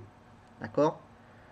Donc vous voyez aussi que au niveau des ventes, vous avez quand même le matériel qui s'est bien comporté avec des consoles qui ont toujours de plus en plus de quantité, avec 16% d'augmentation par rapport à l'année dernière à 343 millions de dollars. Bon, vous voyez, bon, voilà. les dépenses en accessoires ont été vraiment beaucoup tirées vers le bas. Pourquoi? Parce que les accessoires, c'est très cyclique, hein. Une fois que vous avez acheté votre manette, votre souris, votre casque, votre micro, etc., c'est pas des choses que vous changez tous les ans. C'est des choses que vous changez généralement tous les 3-4 ans. C'est comme votre PC. C'est un cycle de changement tous les 4-5 ans. Donc vous avez un cycle du marché, d'accord, qui se construit. Et donc je pense que là, effectivement, beaucoup d'acteurs ont acheté leur matos. Et bon, le Covid a aidé le cycle à perdurer, mais là, ça devient un peu plus compliqué pour ces acteurs-là. On continue avec Square Enix en route pour le futur. Donc vous voyez que bon, Square Enix pour cette année, il y a des ventes en petite hausse, parce qu'ils sont à 365 milliards de yens. VS 333. L'operating income, vous voyez qu'il a légèrement monté à 59,2 milliards de yens. Donc ils sont à 16,2 d'operating income en marge. VS 14,2, donc ça a légèrement monté. Le nombre d'employés a légèrement monté aussi. 87 employés. Bon, c'est très très léger. Les profits ont fortement augmenté, hein, parce qu'on passe de 26,9 milliards de yens à 51 milliards de yens. Donc c'est vraiment considérable. Donc vous voyez que là où ça a un petit peu monté, c'est Digital Entertainment. Voilà, on a légèrement monté. L'amusement, c'est reparti à la hausse, mais ça c'est normal, c'est parce que le Covid, c'est un peu fini en Chine, donc c'est un petit peu en train de repartir. Les publications, c'est-à-dire les mangas, sont légèrement repartis à la hausse aussi. Le merchandising, très fortement à la hausse. Ça, c'est un secteur de grosse croissance. Quand vous faites un jeu, maintenant vous faites ou un manga, maintenant vous faites des figurines, des choses comme ça, et ça donne de la valeur. L'operating income, vous voyez, il a très fortement augmenté dans le digital. Dans l'amusement, il est repassé positif. Dans la publication, il n'a pas beaucoup bougé. Et dans le merchandising, il a beaucoup augmenté aussi. D'accord? Bon, la marge nette, vous voyez qu'elle a beaucoup monté dans le merchandising. Et après, le reste, elle est plus ou moins stable. Et dans l'amusement, mais ça, c'est normal. Et ils ne sont pas encore revenus aux dynamiques d'avant Covid. Donc ça, ça va leur donner un peu d'air cette année. Enfin, s'il n'y a pas de retour du Covid au Japon. Voilà. Dans le digital, ce qui est intéressant, c'est que vous voyez que ce qui a permis cette année la croissance, c'est les ventes de FF14, d'accord, le MMO, parce que vous voyez que en 2020, c'était 40 milliards de yens. En 2021, 39 milliards de yens. Et là, c'est 62 milliards de yens. Alors que vous voyez que les,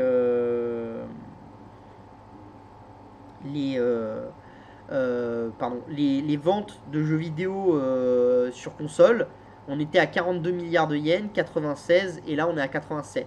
Et les jeux sur mobile et pour les browsers sur PC, donc ça c'est des jeux plutôt qui sont joués en Asie et plutôt au Japon, en Corée, etc. C'est passé de 106 milliards de yens à 130 milliards de yens. Il y a une petite croissance mais qui diminue fortement. Donc la vraie croissance, elle est dans le MMO Final Fantasy. Bon, après, ce qui est intéressant aussi, c'est que du coup, ils nous ont parlé vraiment de là où ils voulaient aller. Et ils nous ont parlé de la blockchain, etc. Parce que vous savez qu'ils ont vendu, je trouve, à un très bas prix. Ce qui nous arrange. Parce que si vous êtes client de mes services, vous savez que ceux qui ont acheté les licences à Square Enix, ben, on les a dans le portefeuille. Donc moi, je trouve que quand on vend Tomb Raider comme licence pour 300 millions de dollars, c'est pas cher, hein. C'est vraiment pas cher. C'est une licence clé. Bon, alors l'idée de Square Enix, c'est d'investir massivement dans la blockchain et dans les NFT. Donc là, ils vous ont dit un petit peu, donc blockchain par exemple, c'est ils veulent investir dans des choses comme The Sandbox, comme Ubitus, comme Aminoca Brand, ce genre de choses. Bon, c'est compliqué. Moi, je vous cache pas, Animoca Brand, ils ont été piratés plusieurs fois. Il n'y a aucun de leurs jeux qui est joué par plus de 300 000 personnes. Donc bon, voilà. C'est limité. Sur The Sandbox, vous avez des utilisateurs quotidiens qui sont moins de 200 000 personnes. Donc on est encore au tout début. Et après, ils veulent investir dans Ubitus, qui est le cloud gaming au Japon. Donc ça, leur idée, c'est quoi? C'est de se dire que au Japon, encore une fois, les gens vont pas utiliser le cloud gaming de Sony ou le cloud gaming de Microsoft, mais ils vont utiliser une solution locale. Donc ils vont aller se mettre en front VS Sony. Je pense que la problématique, c'est que pour investir aussi fortement que Sony sur le cloud gaming, sur le cloud computing et sur le cloud gaming au Japon, ça va être compliqué. Or, Sony, c'est quand même un acteur local, donc il va falloir pour Sony investir massivement pour se mettre face à Nintendo et Sony. Je vois pas comment Square Enix peut faire, vraiment. Je pense que c'est tout bonnement impossible, surtout avec 300 millions. Voilà. Pour vous donner une idée, chaque année, Microsoft met plus d'1 milliard sur son cloud gaming. Donc voilà. Quand on a 300 millions et qu'on veut investir en même temps dans la blockchain, etc., ça me paraît un peu fou. Alors après, je leur souhaite de la réussite. Peut-être qu'avec une typologie de jeu bien précise et en allant sur une niche de marché, ils vont pouvoir réussir. Mais bon, moi, je serais comme actionnaire de Square Enix, je serais pas très content de leur manière de faire. Pour moi, ça montre juste ils sont défaits des studios entre guillemets internationaux. Et donc, c'est une boîte, comme beaucoup de boîtes japonaises, quand ça marche pas à l'international, on se recentre chez nous et on fait notre petite carapace de tortue et on fait nos trucs en interne. Sauf que bon, ça c'est jamais une bonne chose à long terme, je pense. Donc voilà. Donc moi, je suivrai ça pour voir si ça prend ou si ça prend pas. C'est quand même intéressant pour le secteur de la blockchain qu'un gros acteur comme Square Enix s'investisse massivement dedans. Après, comme actionnaire de Square Enix, je trouverais que c'est quand même une manière de faire très agressive. Et je pense pas que ça soit la meilleure pour les actionnaires. On continue avec Ubisoft qui va lancer Ubisoft Plus sur PlayStation dans un avenir proche. Donc ça permet à l'éditeur Ubisoft de tirer parti de l'écosystème PlayStation. Donc qu'est-ce qui va se passer? Il va se passer qu'en fait Ubisoft va donner une part des revenus d'Ubisoft Plus à PlayStation en contrepartie. Vous pourrez vous abonner à Ubisoft Plus directement sur la PlayStation et avoir accès aux jeux Ubisoft Plus. Bon, la problématique d'Ubisoft Plus est toujours la même. Ils communiquent jamais sur le nombre d'abonnés, donc moi je suis pas capable de vous dire si c'est quelque chose qui prend, si c'est quelque chose qui a pas de sens, qui a du sens, ce genre de choses. Moi je pense que c'est intéressant parce que ça permet à l'éditeur de mettre en place un système où vous avez tous vos jeux plus les contenus additionnels des jeux avec un mode par abonnement, donc une prévisibilité des revenus. Le problème c'est que contre des choses comme le Game Pass, etc., qui sont moins chers et qui ont plus de jeux, bah, vous êtes quand même sacrément ostracisé. Donc voilà. Mais peut-être qu'il y a des capacités, d'accord. Bon, ce qui est intéressant, c'est quand même que Ubisoft a quand même réussi à lier des partenariats avec tout le monde.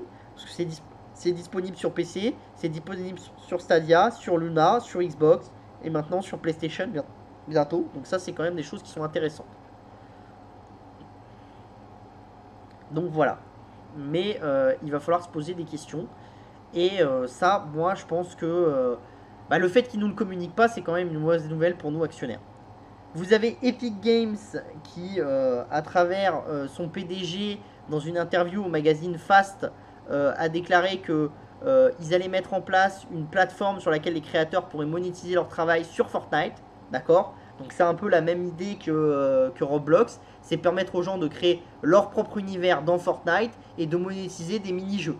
Donc ça c'est vraiment une très mauvaise nouvelle pour Roblox. Parce que là où Fortnite avant c'était vraiment que un Battle Royale, c'est-à-dire on se déployait dans l'univers et puis on se combattait et puis voilà, ça devient vraiment un écosystème et donc ça va être compliqué, ça va mettre de la concurrence pour Roblox. Et Roblox c'est quand même une société qui n'est pas rentable, etc. Donc vous savez que par exemple quand c'était la hype du métaverse, moi j'étais un peu circonspect sur Roblox en vous disant que quand même on payait très cher la société, qui avait beaucoup d'investissements à faire, surtout dans suivre les mineurs pour pas qu'ils dépensent trop, pour pas qu'il y ait des pédophiles sur la plateforme, ce genre de choses. Donc ça demandait vraiment beaucoup d'investissement. Et là, je pense que avec cette concurrence, ça va être encore plus compliqué pour Roblox. Donc il va falloir surveiller ça. Voilà. Vous avez Tech2 qui a publié ses résultats, qui ont été aidés par la sortie de Tina et par les futures intégrations de Zynga. Donc au quatrième trimestre, le chiffre d'affaires il a augmenté de 11% à 930 millions de dollars. Le bénéfice de 49% à 111 millions de dollars. D'accord. Donc voilà. Le bénéfice, enfin le chiffre d'affaires de Tech2 en propre au quatrième trimestre, c'est 846 millions de dollars en hausse de 8%. D'accord? Donc voilà, donc c'est quelque chose d'important. Ils ont légèrement mieux publié que prévu. Vous avez Remedy en Europe qui a publié un chiffre d'affaires en hausse de 55%. D'accord? Pardon, un résultat en hausse de 56% à 12,7 millions d'euros pour le premier semestre de 2021. D'accord? Voilà. La croissance de la société, elle a été drivée par les frais de développement qui sont retransmis aux partenaires éditeurs, donc Tencent, etc., ainsi qu'aux redevances sur Control, donc leur jeu phare, qui coédite, donc qui a permis de faire monter les revenus et le résultat. Et le bénéfice d'exploitation, il est en hausse à 2,7 millions d'euros contre 1 million d'euros le trimestre précédent. D'accord? Donc voilà. Donc c'est une belle publication pour Remedy, mais c'est un tout petit acteur. Et c'est très très cher, Remedy Entertainment. Vous avez Krafton qui a publié aussi. Donc les revenus ont atteint 407 millions de dollars, donc en hausse de 13,5%. D'accord? Et PUBG Mobile, donc c'est-à-dire la version mobile de PUBG, a rapporté 75% de ses revenus, donc 307 millions de dollars, qui est une augmentation de 5% par rapport à l'année précédente. Donc vous voyez que Krafton est quand même largement dépendant de PUBG Mobile, qui est quand même le gros de ce secteur-là. Et le bénéfice net pour le trimestre, il est à 190 millions de dollars, soit une augmentation de 26%. Chez Sega, c'est la même chose, il y a une augmentation massive des jeux tirés par la branche Entertainment, donc jeux vidéo, d'accord, qui a fait une croissance de 8,3%, d'accord, à 235 milliards de yens, enfin 236 milliards de yens, d'accord, aidé par tous les jeux qui sont sortis, donc Resident Evil et Monster Hunter. Le chiffre d'affaires total, il est en hausse de 15,6% à 320,9 milliards de yens, d'accord. La branche qui a connu la plus grosse croissance, c'est la branche de Pachinko. Pourquoi? Parce que comme vous aviez eu des fermetures de salles, etc., bah forcément il n'y avait pas de revenus, donc c'est reparti à la hausse. D'accord? Ce qui est intéressant, c'est pourquoi je vous ai dit qu'il y a une forte croissance sur Entertainment et Content, parce qu'il y avait déjà eu une forte croissance avec le Covid, et sur cette forte croissance, ils ont été capables de bâtir encore une croissance. Ce qui va être intéressant. Après, je pense que pour 2022 et 2023, ça va être un peu plus compliqué pour eux, parce que là, ils ont sorti leurs gros jeux, et il va falloir attendre 2024-2025 pour voir les nouveaux gros jeux de Sega sortir.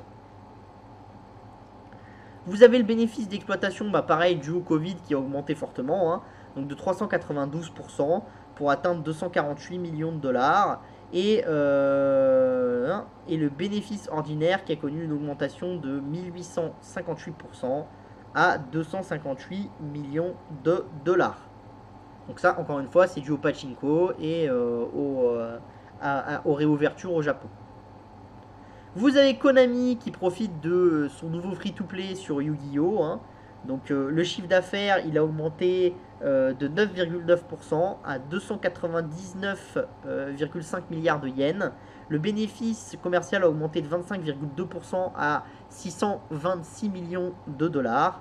Tandis que le bénéfice d'exploitation, il a doublé pour atteindre 580 millions de dollars. Donc la majorité des revenus reviennent de la branche Digital Entertainment qui fait 215 milliards de yens, soit une hausse limitée de 5,3%. Cette hausse, elle est avant tout drivée par Yu-Gi-Oh! Master Duel, d'accord, avec plus de 30 millions de téléchargements, donc c'est vraiment une bonne surprise pour Konami. Après, la même chose, chez Konami, il y a des salles de sport et il y a des parcs à thème et ce genre de choses, et donc ils tirent profit aussi de la réouverture du marché japonais qui a drivé un peu la croissance de leur business. Et on continue cette semaine avec ce qu'on appelle le théorème du mammouth, et après on passera aux questions. Donc c'est quoi le théorème du mammouth? C'est ce qui me fait être très positif pour la tech, parce que vous savez une chose, c'est quoi? C'est qu'entre guillemets, dans la tech, vous avez plusieurs problèmes. Déjà, généralement, on paye très cher les employés. et en plus vous avez du mal à recruter. Donc ça c'est quand même une problématique importante pour la tech dans son ensemble, d'accord. Mais ce qu'il faut se dire, c'est que la plupart des sociétés de la tech sont des mammouths. Qu'est-ce qu'on appelle un mammouth? Un mammouth, c'est quelque chose qui a du gras. Vous l'avez souvent, les politiques le font souvent avec l'éducation nationale en disant l'éducation nationale est un mammouth. D'accord? Sauf qu'on n'arrive jamais à tailler dans le gras du mammouth de l'éducation nationale parce que c'est politique et c'est compliqué. D'accord? L'avantage d'une entreprise, c'est quand même que vous avez un patron en haut qui répond à des actionnaires. Et donc quand il faut couper dans le mammouth, c'est déjà plus simple. L'avantage aussi de ces sociétés tech, c'est quoi? C'est que, entre guillemets, quand vous êtes Walmart, c'est difficile de couper le mammouth parce que si vous enlevez des gens qui remplissent les rayons, si vous enlevez des caissières, vous pouvez faire passer moins de gens dans les rayons, vous avez des rayons qui sont moins garnis, ça va être problématique. Dans la tech, ce que vous avez souvent, c'est de la sous-optimisation. Alors ça, c'est quelque chose qui est très abstrait. Et quand j'explique ça à beaucoup de banquiers, d'investisseurs et tout ça, ils ne comprennent pas. Ils me disent, bah non, les sociétés de la tech, elles sont ultra optimisées vu qu'elles font des logiciels qui optimisent les gens. Et bah non. C'est pas parce que vous faites des choses qui optimisent vos clients que vous êtes optimisé. C'est un peu comme si vous êtes producteur de robots, mais vous faites des robots à la main. Donc vous n'êtes pas optimisé parce que votre chaîne de production des robots, ils sont faits à la main. Pourtant, vos robots, ils vont optimiser la chaîne de production de vos clients. D'accord? Mais vous n'avez pas une chaîne de production optimisée. Bah, ce qu'il faut savoir, c'est que dans la tech, ça a été la grande effervescence. Donc vous le voyez là, d'accord? C'est les gens qui sont virés dans les startups et dans les grandes entreprises de la Silicon Valley. C'est vraiment que la technologie, d'accord? C'est vraiment que la technologie qu'on va chercher, d'accord? Donc vous voyez que vous avez le Covid. Le Covid, tout le monde a peur. Tout le monde se structure. On va voir après pourquoi c'est intéressant. Et vous voyez que depuis quelques temps, le capital est devenu plus compliqué à obtenir, etc. Tout le monde se met à virer les gens. Ce qu'il faut savoir, c'est que ça va avoir deux impacts. Déjà, une chose. La concurrence sur les profils, elle va diminuer. Parce que si vous avez des gens qui seront virés, ces gens-là, il va falloir qu'ils retrouvent du travail. Donc forcément, ça va apporter du travail. Et c'est quand même des choses qui sont... Enfin, des gens qui ont des compétences. Et c'est quand même des choses qui sont importantes parce que vous voyez que en mars, en avril, en mai, on fait quasiment 13-14 000 employés qui sont virés au total. Donc ça, c'est quand même important. Des startups qui font 14 000 employés, vous n'en avez pas tant que ça. Et vous avez souvent des gens qui cherchent à recruter 100, 200 personnes. D'accord? Voilà. Donc ça va être important. Sachant qu'en plus, vous avez des sociétés qui ont dit qu'elles allaient arrêter de recruter. Twitter, Uber, Facebook ont toutes dit qu'elles allaient arrêter de recruter. Elles ne vont faire que compenser les gens qui s'en vont à la retraite ou les gens qui s'en vont parce qu'ils décident de quitter l'entreprise.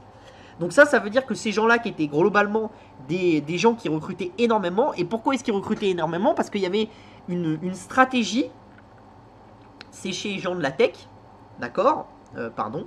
Je ne l'ai pas mis là. C'était la stratégie qui consistait à dire, et ça je l'avais de beaucoup de gens, je vais recruter plus que j'en ai besoin, juste pour empêcher les autres d'avoir de la main d'œuvre. Donc même si les gens n'ont pas vraiment du travail chez moi, je vais leur faire des trucs qui ne servent pas beaucoup, mais comme ça je vais empêcher mes concurrents d'avoir de la main d'œuvre, et en empêchant mes concurrents d'avoir de la main d'œuvre, je les empêche de venir me concurrencer. Alors ça c'est possible si vous êtes vraiment dans un système où le capital il a assez peu de coûts, et si entre guillemets vous gagnez tellement d'argent que cette stratégie elle est intéressante. Le problème c'est quand le capital commence à avoir du coût, bah, ça renchérit le coût de cette stratégie, et quand en plus les marchés vous commencent à vous demander de faire de la rentabilité, ce genre de choses, cette stratégie elle est très mal vue de la part des marchés. Donc c'est pour ça que vous commencez à avoir de plus en plus de gens qui suppriment des postes, et des grosses sociétés qui arrêtent de recruter massivement. Donc ça c'est intéressant parce que ça va faire baisser les prix. Donc ça va être intéressant pour tous les GAFAM et pour toutes les sociétés de la tech, parce que ça va limiter les bonus qu'on donne aux développeurs, les salaires, etc. Donc ça c'est quelque chose qui va être intéressant dans la reprise de la technologie. C'est aussi intéressant parce que là beaucoup de ces startups là c'est ce qu'on appelle des mammouths. C'est en fait quand vous avez 25 ans et que vous levez des centaines de millions, et je peux vous assurer que j'ai côtoyé ces gens là, faut pas croire que ces gens là ils sont plus intelligents que des joueurs de foot.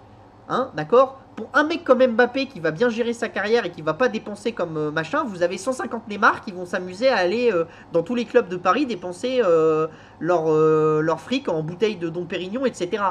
Bah faut pas croire que les gens de la tech française, c'est des mecs qui sont plus intelligents. Ils font des soirées dans leurs open space avec des frais de bouche pas possibles, etc. Moi, je peux vous assurer que je connais une start-up française qui a levé plusieurs centaines de millions.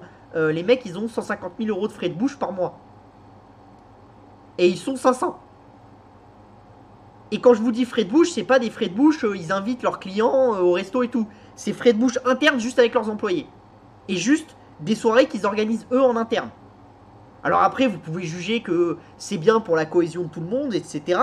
Mais bon, 150 000 euros pour 500 employés par mois, ça veut dire qu'à la fin de l'année, vous dépensez quand même 1,2 million en bouffe.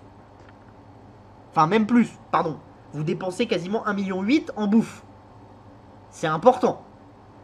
Par employé, ça doit quand même faire quelque chose qui est important. Je vais le calculer, tiens, pour qu'on ait la truc. Alors, cherchez pas, me demandez pas le nom de la boîte, je vous le dirai pas, j'ai pas envie d'avoir de problème. Mais 1,8 million divisé par 500, vous voyez, ça fait 3 600 euros par an par employé. Vous avez de quoi vous payer du bon foie gras et des bons repas à ce prix-là. Hein. Je pense que le budget repas d'un député à l'Assemblée nationale sur toute l'année, on doit pas être loin de ce genre de truc. Hein. Donc est-ce que c'est intéressant ou pas?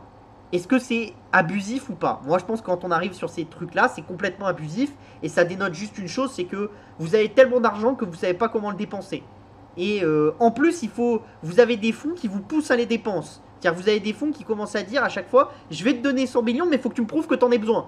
Donc les gens, ils font des dépenses un peu ahurissantes. Ils disent, ah bah on avait un projet là, on l'a lancé, on avait envie d'acheter des locaux, machin, etc. Est-ce que c'est des projets qui ont toujours le ROI maximal? Bah pas forcément. Par contre, ça a un avantage clé. Quel est cet avantage clé par rapport aux autres? C'est qu'encore une fois, vous êtes Carrefour. C'est difficile. On va prendre mieux. Vous êtes Lidl. Vous fonctionnez sur un modèle qui est un modèle low cost. D'accord? L'économie va mal. Votre modèle, il est mis à mal et vous avez du mal à faire de la rentabilité. Virer des gens et réduire les salaires sur un modèle low cost, c'est compliqué. Parce que vous êtes déjà sur des salaires qui sont très bas et déjà sur des gens à qui vous payez pas des repas, des machins, des trucs. Donc, le gras à aller tailler, bah, il est vraiment très limité. Alors que là, vous voyez bien que si vous êtes cette start-up, déjà vous pouvez commencer à arrêter de payer 3600 euros par mois de bouffe à vos employés. Donc déjà, bon, voilà, ça vous fait du gras d'économiser ce genre de choses. Donc vous pouvez de manière très violente diminuer vos coûts. Et si par exemple, on va prendre, alors je peux pas prendre l'exemple de cette start-up parce que ça serait vous donner trop d'informations, mais on va faire un exemple bidon. Mais disons qu'on a une start-up, elle fait 10 millions de chiffre d'affaires par mois et elle perd 2 millions de cash par mois. C'est la crise. Elle n'arrive plus à lever du cash et elle a quasiment plus de cash en banque. Mais si par exemple il y a 3 millions de dépenses chaque mois qui sont des dépenses un peu superflues, parce qu'ils ont des locaux XXL sur les Champs-Élysées, parce qu'ils se font des bouffes, parce qu'ils offrent le toiletteur pour chiens à leurs employés, ce genre de choses, enfin plein de conneries comme ça, comme on sait faire dans les startups à la mode parisienne. D'accord? Et ben, si vous éliminez tout ça, et que par exemple cette startup elle fait 10 millions de chiffre d'affaires par mois, elle perd 2 millions d'euros de cash, et elle a 3 millions d'euros de frais qu'elle peut globalement arrêter assez rapidement. Et ben à la fin, la startup elle gagne 1 million d'euros de cash par mois.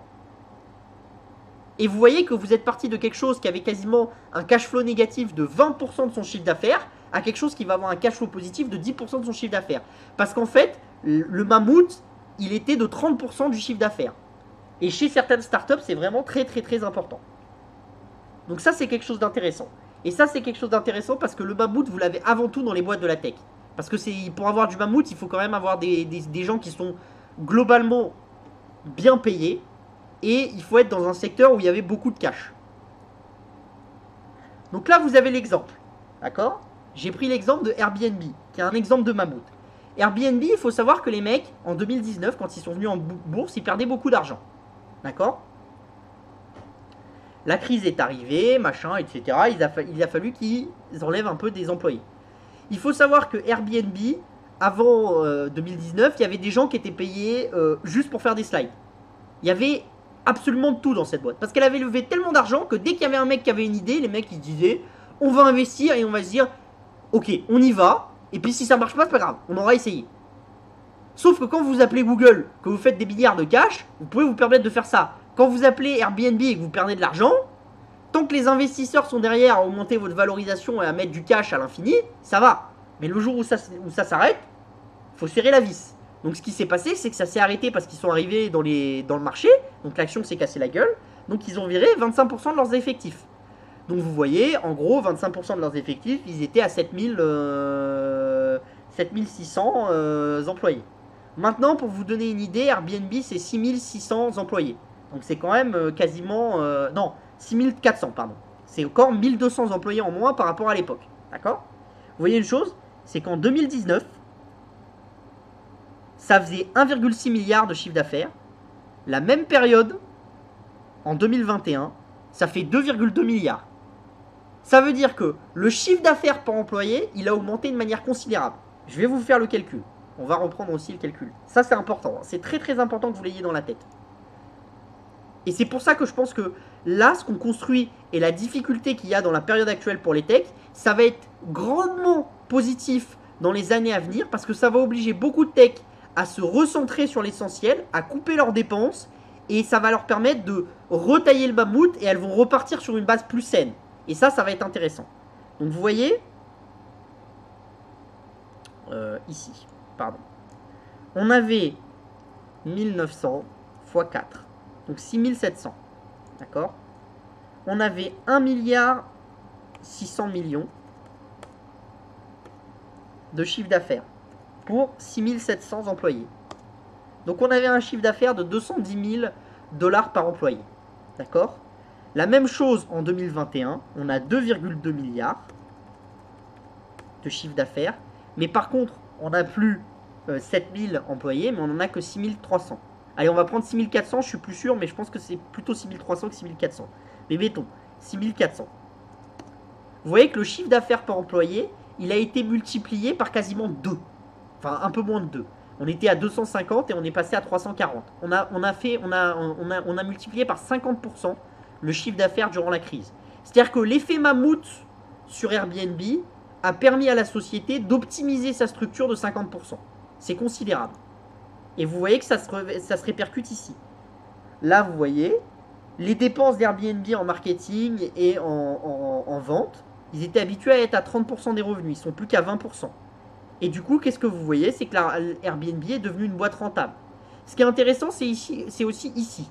C'est le revenu par employé. Plus votre revenu par employé est fort, d'accord?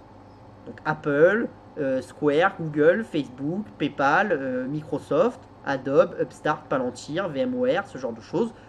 Pour ceux qui connaissent mes actions favorites, vous remarquez quand même qu'on a beaucoup de sociétés qui sont des sociétés de ce segment-là. Et pourquoi ça? Parce que ça veut quand même dire quelque chose. Et souvent, plus vous avez un revenu par employé qui est important, plus vous avez tendance à avoir un mammouth qui est gras. Pourquoi? Parce que quand vous êtes comme Apple et que vous gagnez 2,45 millions de $ par employé, c'est pas parce que vous allez dépenser 10 000 $ par employé en plus à la fin de l'année que ça va changer quoi que ce soit.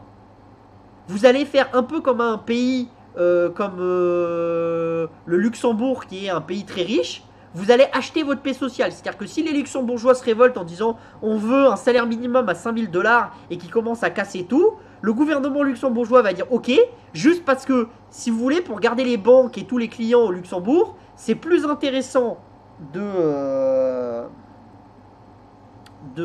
comment ça s'appelle, de payer ça et de se dire ok, ça n'a pas de raison, on leur donne beaucoup trop, mais on va acheter la paix sociale, que de rentrer dans un conflit qui risque de vous faire perdre plus. Bah ça a été la théorie de beaucoup de GAFA. Sauf que l'avantage, c'est que si vous êtes en crise, quand on rentre dans une crise où tout le monde licencie, bah les gens, ils acceptent de perdre des avantages. Parce qu'avant, les gens, ils avaient l'avantage salarial, c'est-à-dire qu'ils pouvaient dire ah bah non, mais moi, si vous m'avantagez pas, je vais dans telle startup qui me donne beaucoup d'equity, beaucoup de machin. Ok.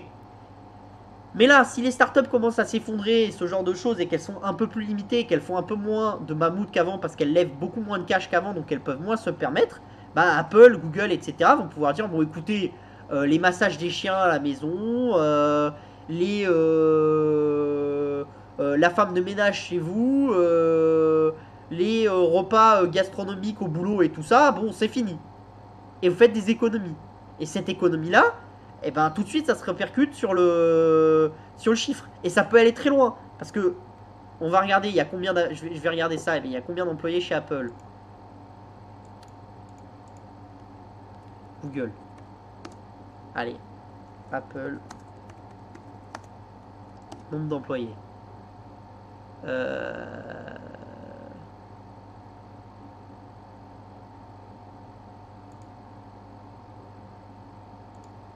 Alors, vous avez 154 000 employés chez Apple, d'accord?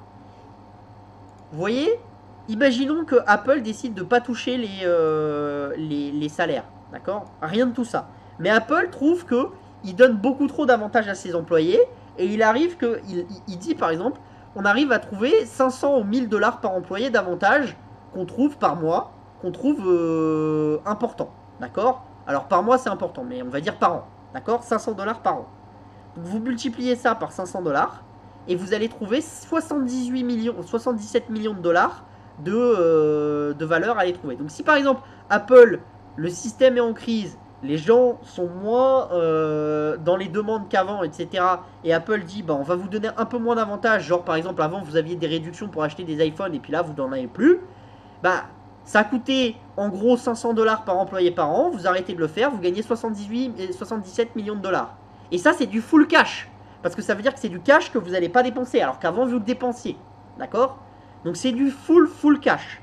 Et dites-vous une chose, c'est que vous allez chez Apple, vous allez chez Google, vous allez chez Square, etc. Vous avez énormément d'avantages. Donc vous avez des moyens d'aller grappiller un peu dans le mammouth. Et ça, c'est ce que les gens ils sont en train de faire.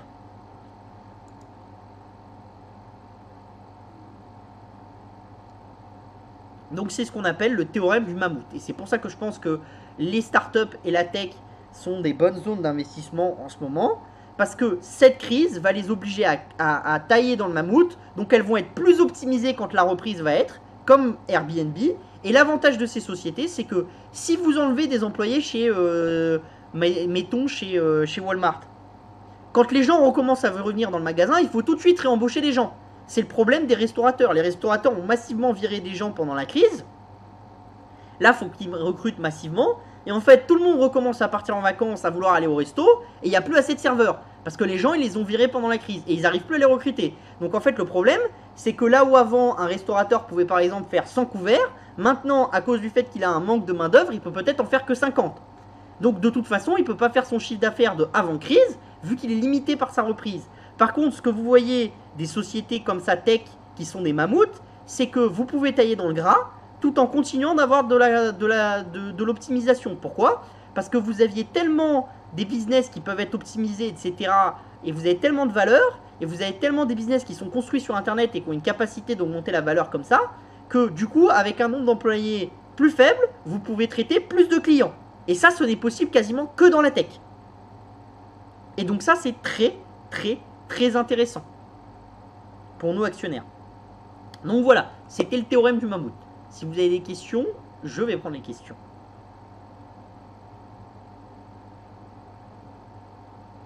Donc, on finit là pour ce soir. Voilà. Donc, si ça vous intéresse, vous vous abonnez à New Tech Insider Europe. Vous avez le lien d'abonnement juste en dessous.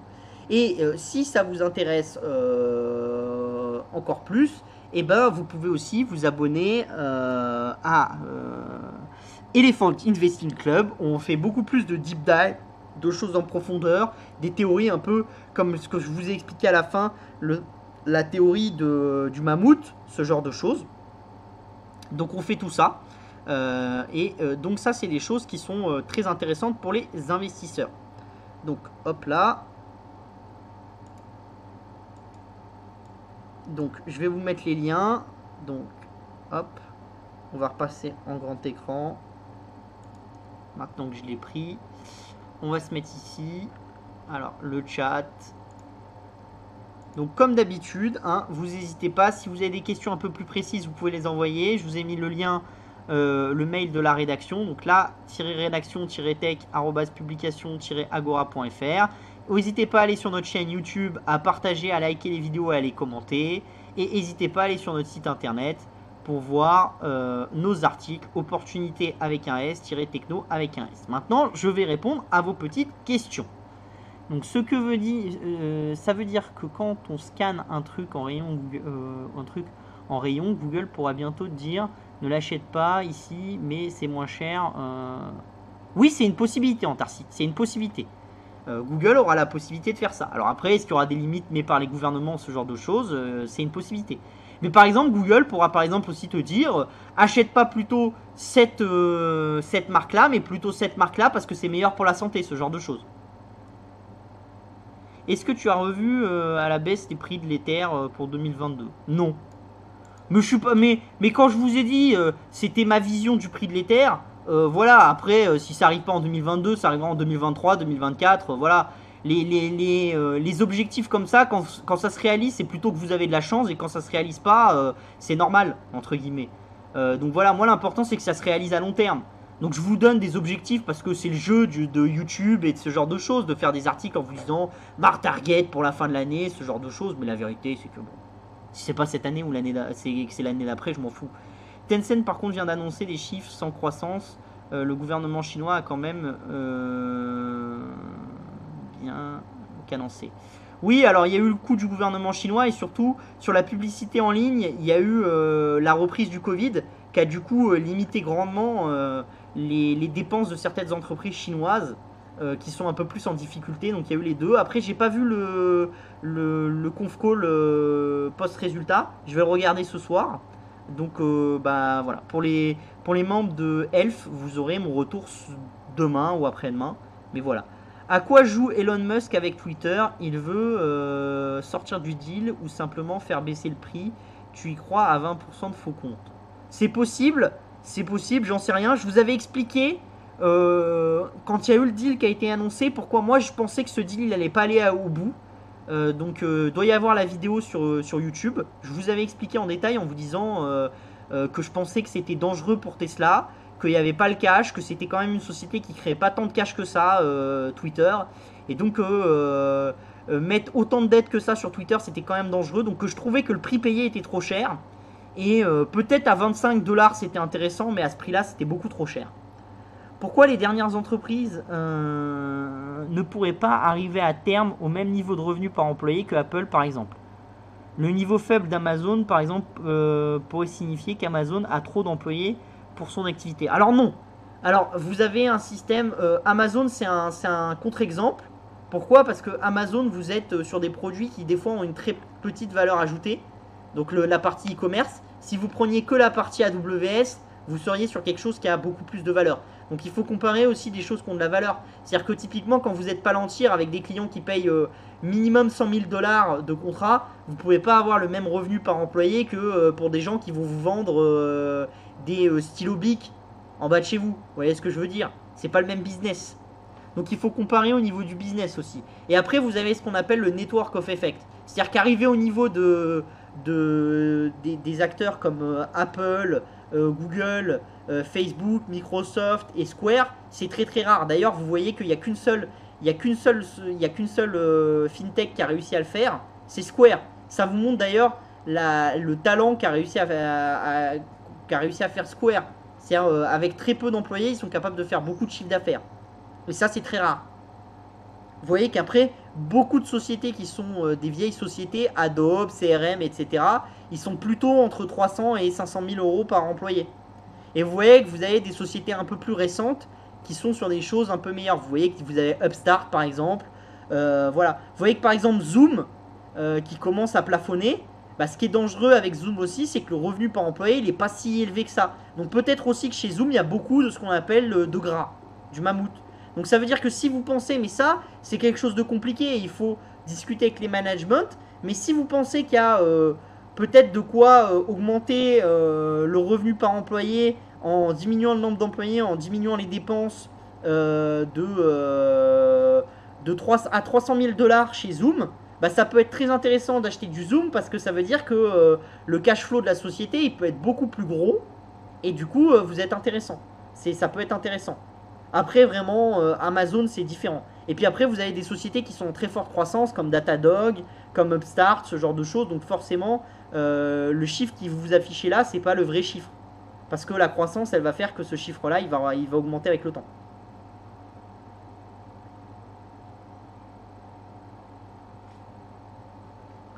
Donc voilà.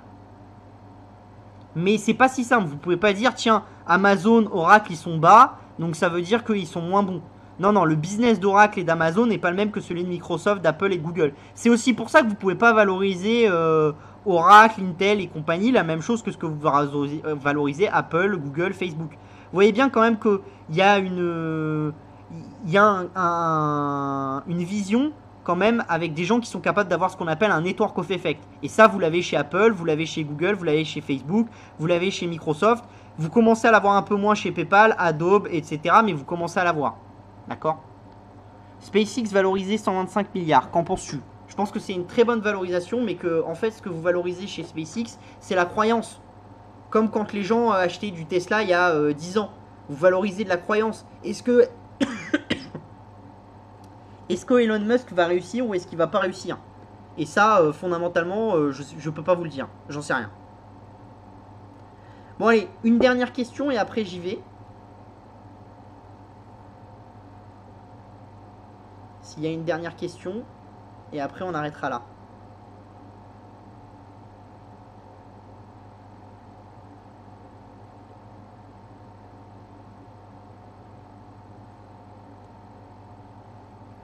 Je deviens BNB maximaliste et j'ai 2% de cashback sur ma carte Visa et je vise 3% de cashback quand j'aurai 10 BNB. Mon scénario, dans 5 ans, Binance sera la plus grosse banque du monde. Je peux te comprendre, Jules, je peux te comprendre. Attention par contre, parce que sur ces cashbacks de cartes, en fait, généralement, vous avez des frais cachés. Donc en fait, votre cashback, il est mangé par les frais cachés. Hein. Donc, faut faire attention. Faut vraiment regarder les trucs. Mais il y a des choses qui sont intéressantes hein, sur ces cartes crypto. Vous avez des cashbacks, par exemple, sur les abonnements Netflix, ce genre de choses. Ça peut être des choses qui sont intéressantes. Mais je pense qu'effectivement, Binance est un tel network of effect que vous avez un peu l'effet d'Apple, de Google, etc. dans le monde des cryptos. Vous avez des choses qui se... Voilà. Oui, oui, oui. Je pense que le rachat d'Activision sera accepté. Peut-être pas en totalité, peut-être que ce qu'on demandera à Microsoft pour rééquilibrer la concurrence avec Take-Two et avec EA, c'est de vendre certaines licences à EA et à Take-Two. Mais je pense que le gros du rachat sera autorisé par la FTC. Je pense que peut-être qu'on demandera à Activision de se libérer de 2 grosses licences. Donc peut-être qu'ils ne seront pas capables de garder World of Warcraft et Call of Duty et Overwatch. Peut-être que et Diablo. Et peut-être qu'ils seront obligés, ou Candy Crush, qui est aussi une grosse licence. Et peut-être que sur ces 5-6 grosses licences de la société, on leur dira qu'il faut en vendre une ou deux pour que ça passe. Et peut-être que sur le back catalogue, on leur demandera de vendre 50% du back catalogue et des licences back catalogue comme Tony Hawk, ce genre de choses. Donc on leur demandera de se défaire un peu de certains actifs pour autoriser le rachat. Mais je pense pas qu'on l'interdira totalement. Qu'on l'autorise totalement dans le format actuel, je pense pas que ça soit possible. Mais par contre, on l'autorisera en découpant un peu Activision. Mais je pense que Microsoft en est conscient. Et ce que vient chercher Microsoft, c'est Call of Duty, c'est des licences très fortes. Voilà, c'est tout. Donc voilà, on va s'arrêter là pour ce soir. J'étais très heureux d'être avec vous. Je vous dis à la semaine prochaine et à vendredi pour les membres de Elephant Investing Club. Comme je vous ai dit, vous n'hésitez surtout pas à vous abonner à la chaîne Twitch. Vous n'hésitez pas à vous abonner à notre chaîne YouTube, à partager la chaîne Twitch et à partager la chaîne YouTube. Plus vous serez nombreux à venir sur Twitch et plus vous serez nombreux à voir nos vidéos sur YouTube et à les commenter, plus ça nous fera plaisir et plus moins on pourra investir pour vous faire des lives de qualité en vous amenant des gens, ce genre de choses, en faisant des interviews de patrons de la tech, ce genre de choses. Donc voilà, donc il faut être de plus en plus nombreux. Donc ça repose en partie sur vous, que vous poussiez un peu ça dans vos cercles proches en disant que c'est une bonne émission, que c'est intéressant, ce genre de choses. Après je sais, c'est long, 2 heures, etc. Vous pouvez venir juste sur la partie qui vous intéresse, etc. Voilà. Je vous souhaite un très bon appétit et je vous dis à la semaine prochaine. Bye bye!